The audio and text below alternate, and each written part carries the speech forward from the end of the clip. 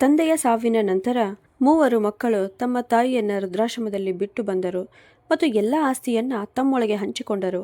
ಸ್ವಲ್ಪ ಸಮಯದ ನಂತರ ದೊಡ್ಡ ಮಗ ತಾಯಿಯನ್ನ ನೋಡಲು ವೃದ್ಧಾಶ್ರಮಕ್ಕೆ ಹೋದನು. ಅಲ್ಲಿ ತಾಯಿಯ ಹಾಸಿಗೆಯ ಮೇಲೆ ಅವನಿಗೆ ಒಂದು ಹಳೆಯ ಪತ್ರ ಸಿಕ್ಕಿತು. ಅದು ತಂದೆ ಸಾಯುವ ಮೊದಲು ಬರೆದ ಪತ್ರವಾಗಿತ್ತು. ಆ ಪತ್ರವನ್ನು ಓದಿದ ತಕ್ಷಣ ಅವನು ಹುಚ್ಚನಂತೆ ಕಿರುಚಲು ಪ್ರಾರಂಭಿಸಿದನು ಮತ್ತು ಚಪ್ಪಲಿ ಇಲ್ಲದ ಬರಿಗಾಲಿನಲ್ಲಿಯೇ ಮನೆ ಕಡೆಗೆ ಓಡತೊಡಗಿದನು. ಅವರು ವೃದ್ಧಾಶ್ರಮದಲ್ಲಿ ಬಿಟ್ಟು ಬಂದಿದ್ದ ಆ ಮಹಿಳೆ ವಾತ್ಸವದಲ್ಲಿ ನಗರದ ದುಬಾರಿ ಪ್ರದೇಶದ ಅದ್ಭುತ 3 ಮಹಡಿ ಬಂಗಲೆಯ ನಿಜವಾದ ಮಾಲಕಿ ಎಂದು ತಮ್ಮ ಸಹೋದರರಿಗೆ ಹೇಳಲು ಅವನು ಆತುರಪಟ್ಟನು. ಆ ಬಂಗಲೆಯ ಮುಂಭಾಗದ ಟೈಲ್ಸ್ ಫಲಕದ ಮೇಲೆ ಲಕ್ಷ್ಮೀದೇವಿ ಸದನ ಎಂದು ಬರೆಯಲಾಗಿತ್ತು. ಆ ಮನೆ ನೋಡುವವರ ಕಣ್ಣುಗಳನ್ನು ಚಕಿತಗೊಳಿಸುವಷ್ಟು ಸುಂದರವಾಗಿತ್ತು. ಆದರೆ ಅದರ ಗೋಡೆಗಳ ಹಿಂದೆ ಈಗ ಮೊದಲು ಇದ್ದ ಶಾಂತಿ ಮತ್ತು ಸೌಖ್ಯ ಉಳಿದಿರಲಿಲ್ಲ. ಏಕೆಂದರೆ ಆ ಮನೆಯ ಆಧಾರವಾಗಿದ್ದ ಶಂಕರ್ ಪ್ರಸಾದ್ ಈ ಲೋಕವನ್ನ ತೊರೆದಿದ್ದರು. ಅವರ ನಂತರ ಉಳಿದಿದ್ದವರು ಅವರ ಪತ್ನಿ ಲಕ್ಷ್ಮೀದೇವಿ ಮತ್ತು ಅವರ 3 ಯುವ ಪುತ್ರರು ವಿಕ್ರಮ್, ಅರ್ಜುನ್ ಮತ್ತು ಕಿರಣ್. ಇವರು ತಮ್ಮ ತಮ್ಮ ಹೆಂಡತಿಯರೊಂದಿಗೆ ಅದೇ ಮನೆಯಲ್ಲಿ ವಾಸಿಸುತ್ತಿದ್ದರು. ಲಕ್ಷ್ಮೀದೇವಿಯವರು ತಮ್ಮ ಸಂಪೂರ್ಣ ಜೀವನವನ್ನು ಈ 3 ಪುತ್ರರನ್ನ ಕಣ್ಣಿನಲ್ಲಿ ಮಣಿಗಳಂತೆ ಬೆಳೆಸುವುದರಲ್ಲಿ ಕಳೆದಿದ್ದರು. ಅವರ ಪಾಲನೆಯಲ್ಲಿ ಯಾವತ್ತೂ ಯಾವುದೇ ಕೊರತೆ ಆಗದಂತೆ ನೋಡಿಕೊಂಡಿದ್ದರು. ಅವರು ಅಷ್ಟು ಪ್ರೀತಿಯ ತಾಯಿಯ ಮಮತೆ ಎಂಬ ಪದಕ್ಕೂ ಹೊಸ ಅರ್ಥ ನೀಡಿದವರಾದರು. ಅವರ ದಿನವು ಮಕ್ಕಳ ಮುಖ ನೋಡುತ್ತಲೇ ಪ್ರಾರಂಭವಾಗುತ್ತಿತ್ತು ಮತ್ತು ರಾತ್ರಿ ಅವರ ಸುರಕ್ಷತೆಗಾಗಿ ದೇವರಲ್ಲಿ ಪ್ರಾರ್ಥನೆ ಮಾಡುವುದರೊಂದಿಗೆ ಮುಗಿಯುತ್ತಿತ್ತು. ಶಂಕರ್ ಪ್ರಸಾದ್ ಅವರು ತೀರಿಕೊಂಡು ಇನ್ನೂ ಹೆಚ್ಚು ಕಾಲ ಆಗಿರಲಿಲ್ಲ. ಆದರೆ ಮನೆಯ ವಾತಾವರಣ ನಿಧಾನವಾಗಿ ಬದಲಾಗತೊಡಗಿತು. ಶಂಕರ್ ಪ್ರಸಾದ್ ಅವರು ಅಪಾರ ಪರಿಶ್ರಮ ಮತ್ತು ಪ್ರಾಮಾಣಿಕತೆಯಿಂದ ನಿರ್ಮಿಸಿದ್ದ ವ್ಯಾಪಾರ ಈಗ ಮಕ್ಕಳ ಕೈಯಲ್ಲಿ ಇದ್ದಿತು. ಆದರೆ ಬಹುಶಃ ತಂದೆಯ ಅನುಭವ ಮತ್ತು ಅದೃಷ್ಟವು ಅವರೊಂದಿಗೇನೆ ಹೋಗಿಬಿಟ್ಟಂತಿತ್ತು. ಕೆಲವು ತಿಂಗಳುಗಳಿಂದ ಫ್ಯಾಕ್ಟರಿಯಲ್ಲಿ ನಿರಂತರ ನಷ್ಟವಾಗುತ್ತಿತ್ತು. ಮಾರುಕಟ್ಟೆಯಲ್ಲಿಯೂ ಅವರ ಹೆಸರು ಕುಸಿಯತೊಡಗಿತ್ತು. ಇದರಿಂದ 3 ಸಹೋದರರು ತುಂಬಾ ಕಳವಳದಲ್ಲಿದ್ದರು. ವಿಕ್ರಮ್ ದೊಡ್ಡ ಮಗನಾಗಿದ್ದನು ಮತ್ತು ಅವನ ವಿವಾಹವಾಗಿ 5 ವರ್ಷಗಳಾಗಿತ್ತು. ಅವನ ಹೆಂಡತಿ ಪೂಜಾ ಮನೆಯ ದೊಡ್ಡ ಸೊಸೆಯಾಗಿರುವ ಕಾರಣ ಮನೆಯಲ್ಲಿ ತನ್ನದೇ ಮಾತು ನಡೆಯಬೇಕೆಂದು ಬಯಸುತ್ತಿದ್ದಳು.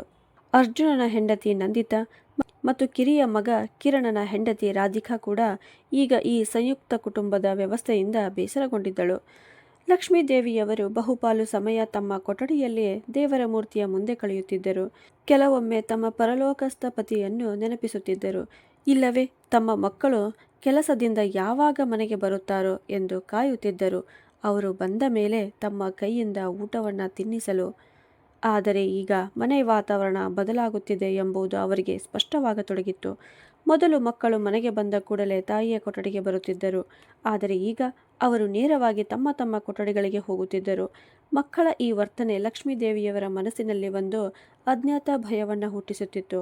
ಆದರೂ ಅವರು ಮೌನವಾಗಿದ್ದರು, ಏಕೆಂದರೆ ಅವರು ತಮ್ಮ ಮಕ್ಕಳನ್ನು ತುಂಬಾ ಪ್ರೀತಿಸುತ್ತಿದ್ದರು ಮತ್ತು ತಮ್ಮ ಕಾರಣದಿಂದ ಮನೆಯಲ್ಲಿ ಯಾವುದೇ ಸಮಸ್ಯೆ ಉಂಟಾಗಬಾರದೆಂದು ಬಯಸುತ್ತಿದ್ದರು. ಇತ್ತ ವ್ಯವಹಾರದಲ್ಲಿ ನಷ್ಟ ಹೆಚ್ಚಾಗುತ್ತಲೇ ಹೋಗುತ್ತಿತ್ತು ಮತ್ತು 3 ಸಹೋದರರ ನಡುವೆ ಭಿನ್ನಾಭಿಪ್ರಾಯವೂ ಹೆಚ್ಚಾಗುತ್ತಿತ್ತು. ಒಂದು ರಾತ್ರಿ ಊಟದ ಮೇಜಿನ ಬಳಿ ಸಂಪೂರ್ಣ ಕುಟುಂಬ ಸೇರಿತ್ತು. ಎಲ್ಲೆಡೆ ಮೌನ ಆವರಿಸಿತ್ತು. ಕೇವಲ ಚಮಚಗಳ ಶಬ್ದ ಮಾತ್ರ ಕೇಳಿಸುತ್ತಿತ್ತು. ಆಗ ಅಚಾನಕ್ ಪೂಜಾ ಮಾತು ಆರಂಭಿಸಿ, ವಿಕ್ರಮ್ ಕೇಳಿ, ನಾವು ಮನೆಯ ಖರ್ಚುಗಳನ್ನು ಕಡಿಮೆ ಮಾಡಬೇಕು. ಫ್ಯಾಕ್ಟರಿಯ ಸ್ಥಿತಿ ನಿಮ್ಮ ಮುಂದೆಯೇ ಇದೆ. ಜೊತೆಗೆ ಈ ಮನೆಯ ನಿರ್ವಹಣೆಯ ಖರ್ಚು ಕೂಡ ತುಂಬ ಹೆಚ್ಚು ಆಗುತ್ತಿದೆ ಅಂತ ನನ್ನ ಅನಿಸಿಕೆ ಅಂತ ಹೇಳಿದಳು.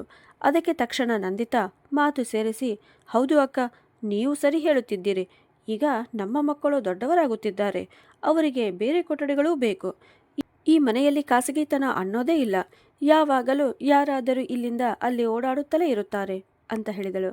ಅವರ ಮಾತಿನ ಸೂಚನೆ ಸ್ಪಷ್ಟವಾಗಿ ಲಕ್ಷ್ಮೀದೇವಿಯವರ ಕಡೆಗೆ ಇದ್ದಿತು. ಅವರು ತಲೆ ತಗ್ಗಿಸಿಕೊಂಡು ಮೌನವಾಗಿ ಊಟ ಮಾಡುತ್ತಿದ್ದರು. ಲಕ್ಷ್ಮೀದೇವಿಯವರು ಅಚ್ಚರಿಯಿಂದ ಅಲ್ಲೇ ಕುಳಿತು ತಮ್ಮ ಸೊಸೆಗಳ ಕಡೆ ನೋಡಿದರು. ಇಷ್ಟು ವರ್ಷಗಳಲ್ಲಿ ಅವರು ತಮ್ಮ ಮುಂದೆ ಇಷ್ಟು ಎತ್ತರದ ಧ್ವನಿಯಲ್ಲಿ ಮಾತನಾಡಿದ್ದೇ ಇರಲಿಲ್ಲ. ವಿಕ್ರಮ್ ತನ್ನ ಹೆಂಡತಿಗೆ ಕಣ್ಣ ಸನ್ನೆ ಮಾಡಿ ಸುಮ್ಮನಿರಲು ಹೇಳಿದನು. ಆದರೆ ಪೂಜಾ ಮುಂದುವರೆದು, ನೋಡಿ, ಕೇವಲ ತಾಯಿಯ ಭಾವನೆಗಳಿಂದ ಮನೆ ನಡೆಯುವುದಿಲ್ಲ. ಈಗ ವ್ಯಾವಹಾರಿಕ ನಿರ್ಧಾರಗಳನ್ನು ತೆಗೆದುಕೊಳ್ಳಬೇಕಾಗಿದೆ. ಅತ್ತೆಯವರು ಈಗ ವಯಸ್ಸಾದವರು. ಅವರಿಗೆ ವಿಶ್ರಾಂತಿ ಬೇಕು. ನಾವು ದಿನಪೂರ್ತಿ ಮನೆಯ ಕೆಲಸ ಮತ್ತು ಮಕ್ಕಳಲ್ಲಿ ಬ್ಯುಸಿಯಾಗಿರುತ್ತೇವೆ. ಆದ್ದರಿಂದ ನಾವು ಅವರನ್ನು ಸರಿಯಾಗಿ ನೋಡಿಕೊಳ್ಳಲು ಸಾಧ್ಯವಾಗುವುದಿಲ್ಲ ಅಂತ ಹೇಳಿದಳು. ಈ ಮಾತುಗಳು ಲಕ್ಷ್ಮೀದೇವಿಯವರ ಹೃದಯಕ್ಕೆ ಮುಳ್ಳಿನಂತೆ ನಾಟಿದವು. ಆದರೆ ಮೂವರು ಮಕ್ಕಳು ಮೌನವಾಗಿಯೇ ಕುಳಿತಿದ್ದರು. ಆ ಮೌನವೇ ಲಕ್ಷ್ಮೀದೇವಿಯವರಿಗೆ ಅತಿ ದೊಡ್ಡ ನೋವಾಗಿತ್ತು. ಅವರು ಶಾಂತವಾಗಿ ಎದ್ದು ತಮ್ಮ ಕೊಠಡಿಗೆ ಹೋಗಿಬಿಟ್ಟರು. ಆ ರಾತ್ರಿ ಅವರು ಬಹಳ ಅತ್ತರು.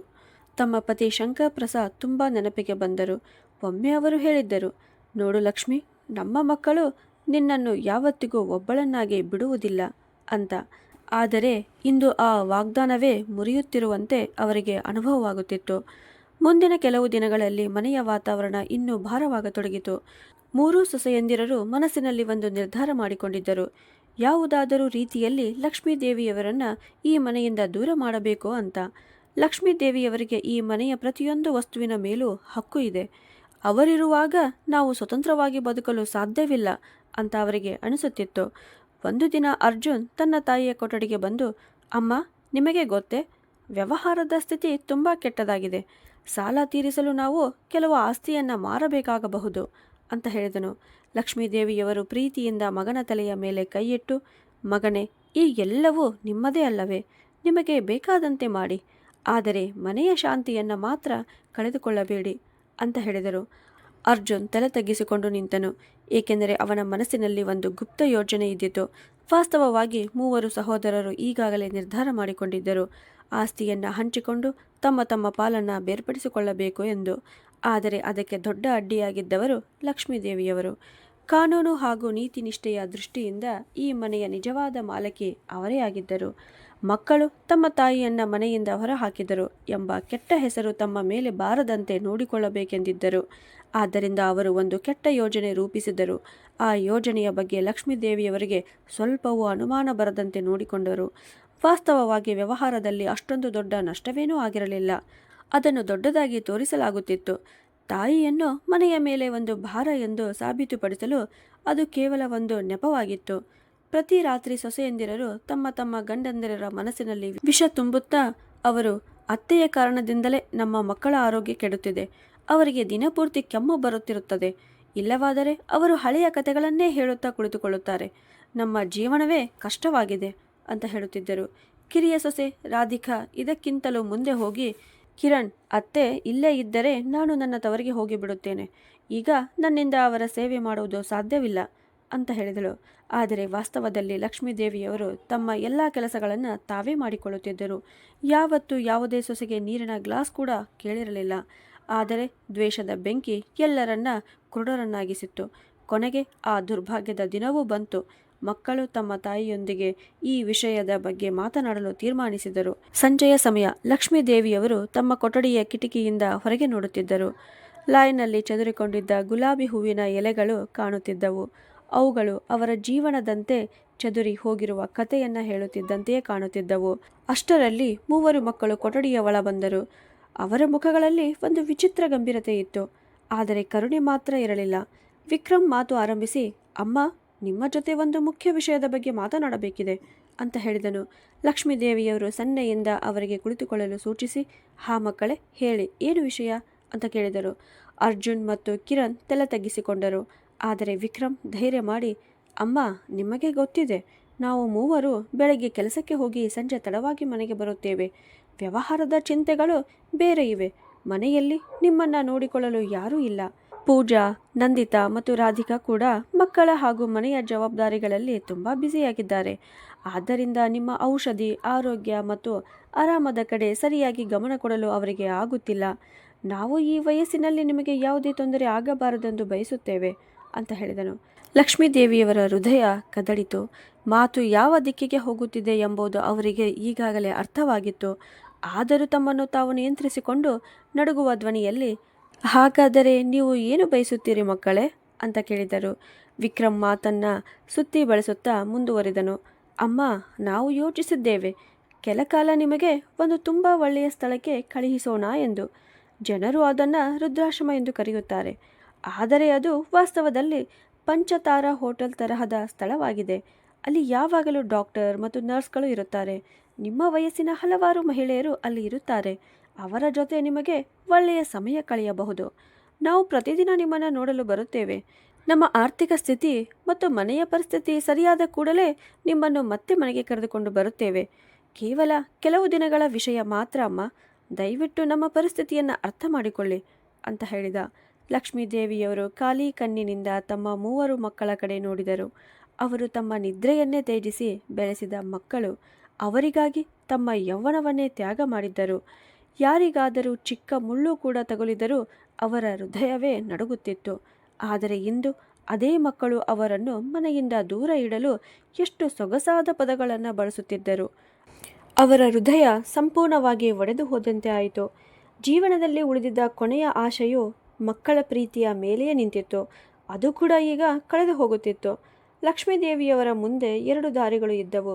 ಒಂದು, ಕೂಗಿ ಕಿರುಚಿ ಮಕ್ಕಳಿಗೆ ಅವರ ಕರ್ತವ್ಯವನ್ನು ನೆನಪಿಸುವುದು, ಅಥವಾ ತಮ್ಮ ತಾಯಿಯ ಮಮತೆಯ ಮಾನವನ್ನು ಉಳಿಸಿಕೊಂಡು ಅವರ ಸಂತೋಷಕ್ಕಾಗಿ ಮೌನವಾಗಿ ಈ ನಿರ್ಧಾರವನ್ನು ಒಪ್ಪಿಕೊಳ್ಳುವುದು. ಅವರು 2ನೆಯ ದಾರಿಯನ್ನು ಆಯ್ದುಕೊಂಡರು. ಏಕೆಂದರೆ ಅವರು ಒಬ್ಬ ತಾಯಿ. ತಾಯಿ ಯಾವತ್ತೂ ತನ್ನ ಮಕ್ಕಳನ್ನು ಲಜ್ಜೆಗೇಡಿಸುವುದನ್ನು ಮತ್ತು ಕಷ್ಟಪಡಿಸುವುದನ್ನು ನೋಡಲು ಬಯಸುವುದಿಲ್ಲ. ಲಕ್ಷ್ಮೀದೇವಿಯವರು ಆಳವಾದ ಉಸಿರೆಳೆದು ಕಣ್ಣೀರನ್ನು ಕಣ್ಣಿನ ಪಾಪಿಗಳ ಹಿಂದೆ ಅಡಗಿಸಿಕೊಂಡು ನಿಧಾನವಾಗಿ, ನನ್ನ ಸಂತೋಷ ಮತ್ತು ಶಾಂತಿ ನಿಮಗೆ ಇದರಲ್ಲಿ ಕಾಣುತ್ತಿದ್ದರೆ ನನಗೆ ಒಪ್ಪಿಗೆ ಇದೆ, ನಾನು ಅಲ್ಲಿ ಹೋಗುತ್ತೇನೆ ಅಂತ ಹೇಳಿದರು. 3 ಮಕ್ಕಳ ಮುಖಗಳಲ್ಲಿ ತಕ್ಷಣವೇ ಒಂದು ಶಾಂತಿ ಮತ್ತು ಹಗುರತನ ಕಾಣಿಸಿಕೊಂಡಿತು. ಅವರ ತಲೆಯ ಮೇಲಿದ್ದ ದೊಡ್ಡ ಭಾರವೇ ಇಳಿದಂತೆ ಅನುಭವವಾಯಿತು. ಆದರೆ ಅವರು ಮರೆತು ಬಿಟ್ಟಿದ್ದರು. ಅವರು ಒಂದು ಭಾರವನ್ನು ದೂರ ಮಾಡುತ್ತಿಲ್ಲ, ಬದಲಿಗೆ ಅವರನ್ನು ಈ ಜಗತ್ತಿನ ಬಿಸಿಯಿಂದ ಕಾಪಾಡುತ್ತಿದ್ದ ಮನೆಯ ಮೇಲ್ಛಾವಣಿಯನ್ನೇ ತೆಗೆದುಹಾಕುತ್ತಿದ್ದಾರೆ ಅಂತ. ವಿಕ್ರಮ್ ತಕ್ಷಣ, ಧನ್ಯವಾದಗಳು ಅಮ್ಮ, ನೀವು ತುಂಬ ಒಳ್ಳೆಯವರು. ಅಲ್ಲಿ ನಿಮಗೆ ಯಾವುದೇ ತೊಂದರೆ ಆಗುವುದಿಲ್ಲ ಎಂದು ನಾವು ಮಾತು ಕೊಡುತ್ತೇವೆ. ನಾಳೆಯೇ ನಿಮ್ಮನ್ನು ಅಲ್ಲಿ ಕರೆದೊಯ್ಯುತ್ತೇವೆ. ಎಲ್ಲವೂ ಉತ್ತಮವಾಗಿ ವ್ಯವಸ್ಥೆ ಮಾಡುತ್ತೇವೆ ಅಂತ ಹೇಳಿದನು. ಮಕ್ಕಳು ಕೊಠಡಿಯಿಂದ ಹೊರಹೋದರು. ಆದರೆ ಲಕ್ಷ್ಮೀದೇವಿಯವರು ಅಲ್ಲೇ ಕಲ್ಲಿನಂತೆ ಕುಳಿತಿದ್ದರು. ಅವರ ಕಣ್ಣುಗಳ ಮುಂದೆ ಹಳೆಯ ನೆನಪುಗಳು ತೇಲತೊಡಗಿದವು. ಈ ಮಕ್ಕಳು ಚಿಕ್ಕವರಾಗಿದ್ದಾಗ ಅವರನ್ನು ಅಪ್ಪಿಕೊಂಡು ಮಲಗುತ್ತಿದ್ದರು. ಯಾರಿಗಾದರೂ ಜ್ವರ ಬಂದರೆ ಅವರು ಇಡೀ ರಾತ್ರಿ ನಿದ್ರೆ ಮಾಡದೆ ಕಾಳಜಿ ವಹಿಸುತ್ತಿದ್ದರು. ಕಿರಣ್ ಮೊದಲ ಬಾರಿ ನಡೆಯಲು ಕಲಿತ ದಿನ ಅವರಿಗೆ ಎಷ್ಟು ಸಂತೋಷವಾಗಿತ್ತೋ, ಆದರೆ ಇಂದು ಆ ಎಲ್ಲ ನೆನಪುಗಳೇ ಅವರನ್ನು ಹಾಸ್ಯ ಮಾಡುತ್ತಿರುವಂತೆ ಕಾಣುತ್ತಿತ್ತು. ರಾತ್ರಿ ಕೊನೆಯ ಸಮಯವಾಗಿತ್ತು. ಲಕ್ಷ್ಮೀದೇವಿಯವರು ತಮ್ಮ ಸಾಮಾನುಗಳನ್ನು ಸಿದ್ಧಪಡಿಸುತ್ತಿದ್ದರು.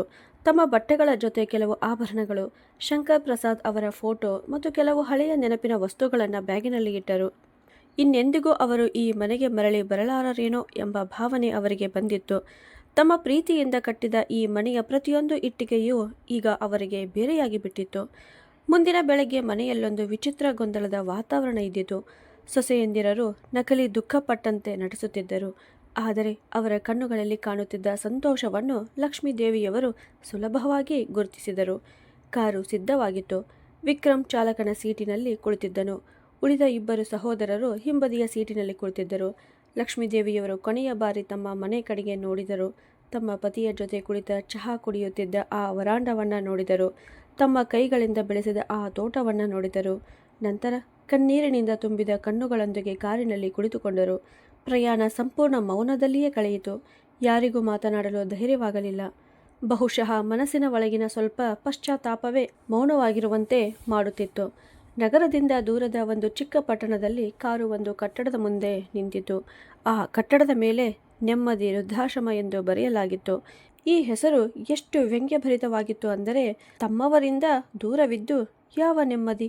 ಅಲ್ಲಿ ಇದ್ದ ವ್ಯವಸ್ಥಾಪಕರು ಎಲ್ಲ ಕಾಗದದ ಕಾರ್ಯಗಳನ್ನು ಮುಗಿಸಿದರು. ಲಕ್ಷ್ಮೀದೇವಿಯವರು ಮೌನವಾಗಿ ಪ್ರತಿಯೊಂದು ಕಾಗದಕ್ಕೂ ಅಂಗೈ ಗುರುತು ಹಾಕಿದರು. ತಮ್ಮ ಮಕ್ಕಳ ಮುಂದೆ ಯಾವುದೇ ದೃಶ್ಯ ಸೃಷ್ಟಿಸಬಾರದೆಂದು ಅವರು ಬಯಸಿದರು. ನಂತರ ವ್ಯವಸ್ಥಾಪಕರು ಅವರಿಗೆ ಅವರ ಕೊಠಡಿಯನ್ನು ತೋರಿಸಿದರು. ಕೊಠಡಿ ಸ್ವಚ್ಛವಾಗಿತ್ತು, ಆದರೆ ಅದರಲ್ಲಿ ಅವರ ಮನೆಯ ಗೋಡೆಗಳಲ್ಲಿ ಇದ್ದಂತಹ ಆತ್ಮೀಯತೆ ಇರಲಿಲ್ಲ. 3 ಮಕ್ಕಳು ಅವರನ್ನು ಅಲ್ಲಿ ಬಿಟ್ಟು ಹೋಗಲು ಹೊರಟಾಗ ಲಕ್ಷ್ಮೀದೇವಿಯವರು ವಿಕ್ರಮ್ನ ಕೈ ಹಿಡಿದರು. ಅವರ ತುಟಿಗಳು ನಡುಗುತ್ತಿದ್ದವು. ಅವರು ಹೇಳಬೇಕೆಂದಿದ್ದು, ನನ್ನನ್ನು ಬಿಟ್ಟು ಹೋಗಬೇಡ, ನನಗೆ ಈ ಏಕಾಂತದಲ್ಲಿ ಭಯವಾಗುತ್ತಿದೆ ಅಂತ. ಆದರೆ ಅವರು ಅಷ್ಟು ಮಾತ್ರ ಹೇಳಿದರು, ನಿಮ್ಮನ್ನು, ನಿಮ್ಮ ಹೆಂಡತಿಯವರನ್ನು ಮತ್ತು ಮಕ್ಕಳನ್ನು ಚೆನ್ನಾಗಿ ನೋಡಿಕೊಳ್ಳಿ. ನಿಮ್ಮೊಳಗೆ ಜಗಳ ಮಾಡಿಕೊಳ್ಳಬೇಡಿ. ಎಲ್ಲರೂ ಒಗ್ಗಟ್ಟಾಗಿ ಇರಿ ಅಂತ. ವಿಕ್ರಮ್ ತಕ್ಷಣ ತನ್ನ ಕೈ ಬಿಡಿಸಿಕೊಂಡು, ಅಮ್ಮ ಚಿಂತಿಸಬೇಡಿ, ನಾವು ಆಗಾಗ ಇಲ್ಲಿಗೆ ಬರುತ್ತೇವೆ ಅಂತ ಹೇಳಿದನು. ಹೀಗೆ ಹೇಳಿ 3 ಸಹೋದರರು ವೇಗವಾಗಿ ಹೊರಗೆ ನಡೆದು ಹೋದರು, ಅಲ್ಲಿಂದ ಬೇಗ ತಪ್ಪಿಸಿಕೊಳ್ಳಬೇಕೆಂಬಂತೆ. ಲಕ್ಷ್ಮೀದೇವಿಯವರು ಬಾಗಿಲಿನ ಬಳಿ ನಿಂತು ಅವರನ್ನು ನೋಡುತ್ತಲೇ ಇದ್ದರು. ಕಾರು ಕಣ್ಣಿಗೆ ಕಾಣದಷ್ಟು ದೂರ ಹೋಗುವವರೆಗೂ ನೋಡುತ್ತಿದ್ದರು. ನಂತರ ಅವರು ಅದೇ ಬಾಗಿಲಿನ ಅಂಚಿನಲ್ಲಿ ಕುಳಿತರು. ಕಣ್ಣುಗಳಿಂದ ಕಣ್ಣೀರು ಹರಿದು ಬಂದಿತು. ಎಷ್ಟು ಹೊತ್ತಿನಿಂದ ಹಿಡಿದುಕೊಂಡಿದ್ದ ದುಃಖ ಒಮ್ಮೆಲೆ ಹೊರಬಂದಿತು. 3 ಹರಿಯದ ಮಕ್ಕಳು ಜೀವಂತವಾಗಿದ್ದರೂ ಅವರು ಸಂಪೂರ್ಣವಾಗಿ ಏಕಾಂಗಿ ಮತ್ತು ನಿರಾಶ್ರಿತರಾಗಿದ್ದರು. ವೃದ್ಧಾಶ್ರಮದಲ್ಲಿ ದಿನಗಳು ಮತ್ತು ರಾತ್ರಿಗಳು ಕೈದಿಯ ಜೀವನದಂತೆ ಕಳೆಯತೊಡಗಿದವು. ಅಲ್ಲಿ ಇನ್ನೂ ಹಲವಾರು ತಾಯಿಯರು ಇದ್ದರು. ಅವರ ಕಥೆಗಳು ಕೂಡ ಲಕ್ಷ್ಮೀದೇವಿಯವರ ಕಥೆಯಂತೆಯೇ ಇದ್ದವು. ಎಲ್ಲರ ಕಣ್ಣುಗಳಲ್ಲಿಯೂ ಒಂದೇ ನಿರೀಕ್ಷೆ ಇರುತ್ತಿತ್ತು. ಎಲ್ಲರೂ ಬಾಗಿಲಿನ ಕಡೆ ನೋಡುತ್ತಿರುತ್ತಿದ್ದರು. ಯಾರಾದರೂ ತಮ್ಮವರು ಬರಬಹುದೇ ಎಂದು. ನಿಧಾನವಾಗಿ ಲಕ್ಷ್ಮೀದೇವಿಯವರು ಅವರಲ್ಲೊಬ್ಬರಾಗಿ ಬಿಟ್ಟರು. ಪ್ರತಿ ಬೆಳಗ್ಗೆ ಅವರು ಸ್ನಾನ ಮಾಡಿ ಸಿದ್ಧರಾಗಿ ಗೇಟ್ ಹತ್ತಿರ ಹೋಗಿ ಕುಳಿತುಕೊಳ್ಳುತ್ತಿದ್ದರು. ಇಂದು ವಿಕ್ರಮ್, ಅರ್ಜುನ್ ಅಥವಾ ಕಿರಣ್ ನನ್ನನ್ನು ಕರೆದುಕೊಂಡು ಹೋಗಲು ಬರುತ್ತಾರೆಯೇ ಎಂಬ ಆಸೆಯಿಂದ. ಆದರೆ ದಿನಗಳು ವಾರಗಳಾಗಿ, ವಾರಗಳು ತಿಂಗಳುಗಳಾಗಿ ಬದಲಾಗುತ್ತಲೇ ಹೋದವು. ಯಾರೂ ಬರಲಿಲ್ಲ. ಮೊದಲು ಕೆಲವೊಮ್ಮೆ ಫೋನ್ ಬರುತ್ತಿತ್ತು. ನಂತರ ಅದೂ ಕೂಡ ನಿಂತು ಹೋಯಿತು. ಸೊಸೆಗಳು ತಮ್ಮ ಗಂಡಂದಿರಿಗೆ ಹೇಳುತ್ತಿದ್ದರು, ಅತ್ತೆ ಅಲ್ಲಿ ತುಂಬ ಸಂತೋಷವಾಗಿದ್ದಾರೆ. ಮನೆಯ ಪರಿಸ್ಥಿತಿಯೂ ಈಗ ಉತ್ತಮವಾಗಿದೆ. ಆದ್ದರಿಂದ ಅವರನ್ನು ಮತ್ತೆ ಕಿರಿಕಿರಿ ಮಾಡಬೇಕಾಗಿಲ್ಲ ಅಂತ. ಈತ ಲಕ್ಷ್ಮೀದೇವಿಯವರು ಹೋದ ನಂತರ ಮನೆಯಲ್ಲಿ ಸಂಭ್ರಮದ ವಾತಾವರಣ ಇದ್ದಿತು. 3 ಸಹೋದರರು ತಕ್ಷಣವೇ ಆಸ್ತಿಯನ್ನು ಹಂಚಿಕೊಳ್ಳುವ ಕೆಲಸ ಆರಂಭಿಸಿದರು. ಮನೆ 3 ಭಾಗಗಳಾಗಿ ಹಂಚಲ್ಪಟ್ಟಿತು. ಮಧ್ಯದಲ್ಲಿ ಗೋಡೆಗಳನ್ನು ಕಟ್ಟಲಾಯಿತು. ಒಮ್ಮೆ ಎಲ್ಲರೂ ಒಟ್ಟಿಗೆ ಸೇರಿಸುತ್ತಿದ್ದ ದೊಡ್ಡ ಸಭಾಂಗಣ ಈಗ ಸಂಪೂರ್ಣವಾಗಿ ವಿಭಜಿಸಲಾಗಿತ್ತು. ಫ್ಯಾಕ್ಟರಿಯನ್ನು ಭಾಗಗಳಾಗಿ ಹಂಚಿಕೊಂಡರು. ಆದರೆ ಪ್ರಕೃತಿ ಈ ಎಲ್ಲವನ್ನ ಮೌನವಾಗಿ ನೋಡುತ್ತಿತ್ತು. ಸಮಯದ ಚಕ್ರ ನಿಧಾನವಾಗಿ ತನ್ನ ಪರಿಣಾಮ ತೋರಿಸಲು ಆರಂಭಿಸಿತು. ಹಂಚಿಕೆಯ ನಂತರ ಅವರ ಮನೆಯ ಅದೃಷ್ಟವೇ ಮಾಯವಾಯಿತು. ಸಹೋದರರ ನಡುವೆ ವ್ಯವಹಾರ ಸಂಬಂಧಿತ ಶತ್ರುತ್ವ ಆರಂಭವಾಯಿತು. ನಿನ್ನೆಯವರೆಗೂ ಒಂದೇ ತಟ್ಟಿಯಲ್ಲಿ ಊಟ ಮಾಡುತ್ತಿದ್ದವರು ಈಗ ಒಬ್ಬರಿಗೊಬ್ಬರು ಶತ್ರುಗಳಾಗಿದ್ದರು. ಪೂಜಾ, ನಂದಿತಾ ಮತ್ತು ರಾಧಿಕಾ ಕೂಡ ಈಗ ಒಬ್ಬೊಬ್ಬರ ಮುಖವನ್ನು ಇನ್ನೊಬ್ಬರು ನೋಡಲು ಇಷ್ಟಪಡುತ್ತಿರಲಿಲ್ಲ. ಒಂದೊಮ್ಮೆ ಮನೆಯಲ್ಲಿದ್ದ ಶಾಂತಿ ಮತ್ತು ಸಂತೋಷ ಲಕ್ಷ್ಮೀದೇವಿಯವರಿಂದಲೇ ಉಳಿದಿತ್ತು. ಆದರೆ ಈಗ ಅದೂ ಸಂಪೂರ್ಣವಾಗಿ ನಾಶವಾಗಿ ಬಿಟ್ಟಿತು. ಆದರೂ ಯಾರಿಗೂ ತಮ್ಮ ತಪ್ಪಿನ ಅರಿವು ಆಗಿರಲಿಲ್ಲ. ಅವರು ಇದನ್ನೆಲ್ಲ ವ್ಯವಹಾರದ ಏರುಪೇರುಗಳಾಗಿ ಕೊಂಡಿದ್ದರು. 6 ತಿಂಗಳುಗಳು ಕಳೆದವು. ಈಗ ಲಕ್ಷ್ಮೀದೇವಿಯವರು ಹಾಸಿಗೆ ಹಿಡಿಯುವ ಸ್ಥಿತಿಗೆ ಬಂದಿದ್ದರು. ಅವರ ಆರೋಗ್ಯ ದಿನೇ ದಿನೇ ಕೆಡತೊಡಗಿತು. ಡಾಕ್ಟರ್ಗಳು ಹೇಳುತ್ತಿದ್ದರು, ಅವರಿಗೆ ಯಾವುದೇ ದೇಹದ ರೋಗ ಇಲ್ಲ, ಆದರೆ ಮನಸ್ಸಿನ ದುಃಖವೇ ಅವರನ್ನು ನಿಧಾನವಾಗಿ ಕೊಂದು ಹಾಕುತ್ತಿದೆ ಅಂತ. ಅವರು ಯಾರೊಂದಿಗೂ ಮಾತನಾಡುತ್ತಿರಲಿಲ್ಲ. ಮೌನವಾಗಿ ಮಲಗಿ ಮೇಲ್ಛಾವಣಿಯತ್ತ ನೋಡುತ್ತಲೇ ಇರುತ್ತಿದ್ದರು. ಇನ್ನೊಂದೆಡೆ ವಿಕ್ರಮ್ಗೆ ಹಠಾತ್ ಒಂದು ಕಾನೂನು ಸಮಸ್ಯೆ ಎದುರಾಯಿತು. ಅದನ್ನು ಪರಿಹರಿಸಲು ಅವನಿಗೆ ತಾಯಿಯ ಸಹಿ ಬಹಳ ಅಗತ್ಯವಾಗಿತ್ತು. ವಕೀಲರು ಹೇಳಿದ್ದರು, ಒಂದು ಹಳೆಯ ಆಸ್ತಿಯ ದಾಖಲೆಗಳಲ್ಲಿ ಸಮಸ್ಯೆ ಇದೆ. ಲಕ್ಷ್ಮೀದೇವಿಯವರ ಸಹಿ ಇಲ್ಲದೆ ಅದು ಸರಿಯಾಗುವುದಿಲ್ಲ. ಇಲ್ಲವಾದರೆ ದೊಡ್ಡ ನಷ್ಟವಾಗಬಹುದು ಅಂತ. ಸರಿ, ಈ ನೆಪದಲ್ಲಿ ಆದರೂ ತಾಯಿಯನ್ನು ನೋಡಿದಂತೆ ಆಗುತ್ತದೆ ಮತ್ತು ಕೆಲಸವನ್ನು ಮುಗಿಸಬಹುದು ಅಂತ ವಿಕ್ರಮ್ ಯೋಚಿಸಿದನು. ಅವನು ಈ ವಿಷಯವನ್ನು ತಮ್ಮ ಸಹೋದರರಿಗೆ ಹೇಳಲಿಲ್ಲ. ಒಬ್ಬನೇ ರುದ್ರಾಶ್ರಮದ ಕಡೆ ಹೊರಟನು. ರಸ್ತೆಯಲ್ಲಿ ಹೋಗುತ್ತಾ ಅವನು ತಾಯಿಯ ಮುಂದೆ ಯಾವ ಮುಖ ಇಟ್ಟುಕೊಂಡು ಹೋಗಬೇಕು ಅಂತ ಯೋಚಿಸುತ್ತಿದ್ದನು. ಆದರೆ ಅವನ ಸ್ವಾರ್ಥವೇ ಅವನ ಮೇಲೆ ಮೇಲುಗೈ ಸಾಧಿಸಿತು. ಸ್ವಲ್ಪ ಹಣ್ಣು ಮತ್ತು ಸಿಹಿ ತೆಗೆದುಕೊಂಡು ಹೋದರೆ ಅಮ್ಮ ಖುಷಿ ಪಡುತ್ತಾರೆ ಎಂದುಕೊಂಡನು.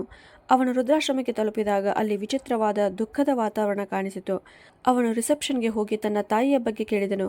ಅಲ್ಲಿ ಇದ್ದ ವ್ಯವಸ್ಥಾಪಕರು ಅವನನ್ನು ವಿಚಿತ್ರವಾಗಿ ನೋಡಿ, ನೀವು ತುಂಬ ತಡವಾಗಿ ಬಂದಿದ್ದೀರಿ ಅಂತ ಹೇಳಿದರು.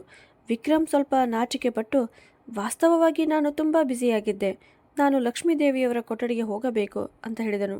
ವ್ಯವಸ್ಥಾಪಕರು ಆಳವಾದ ಉಸಿರೆಳೆದು, ಕೊಠಡಿ ಸಂಖ್ಯೆ 12.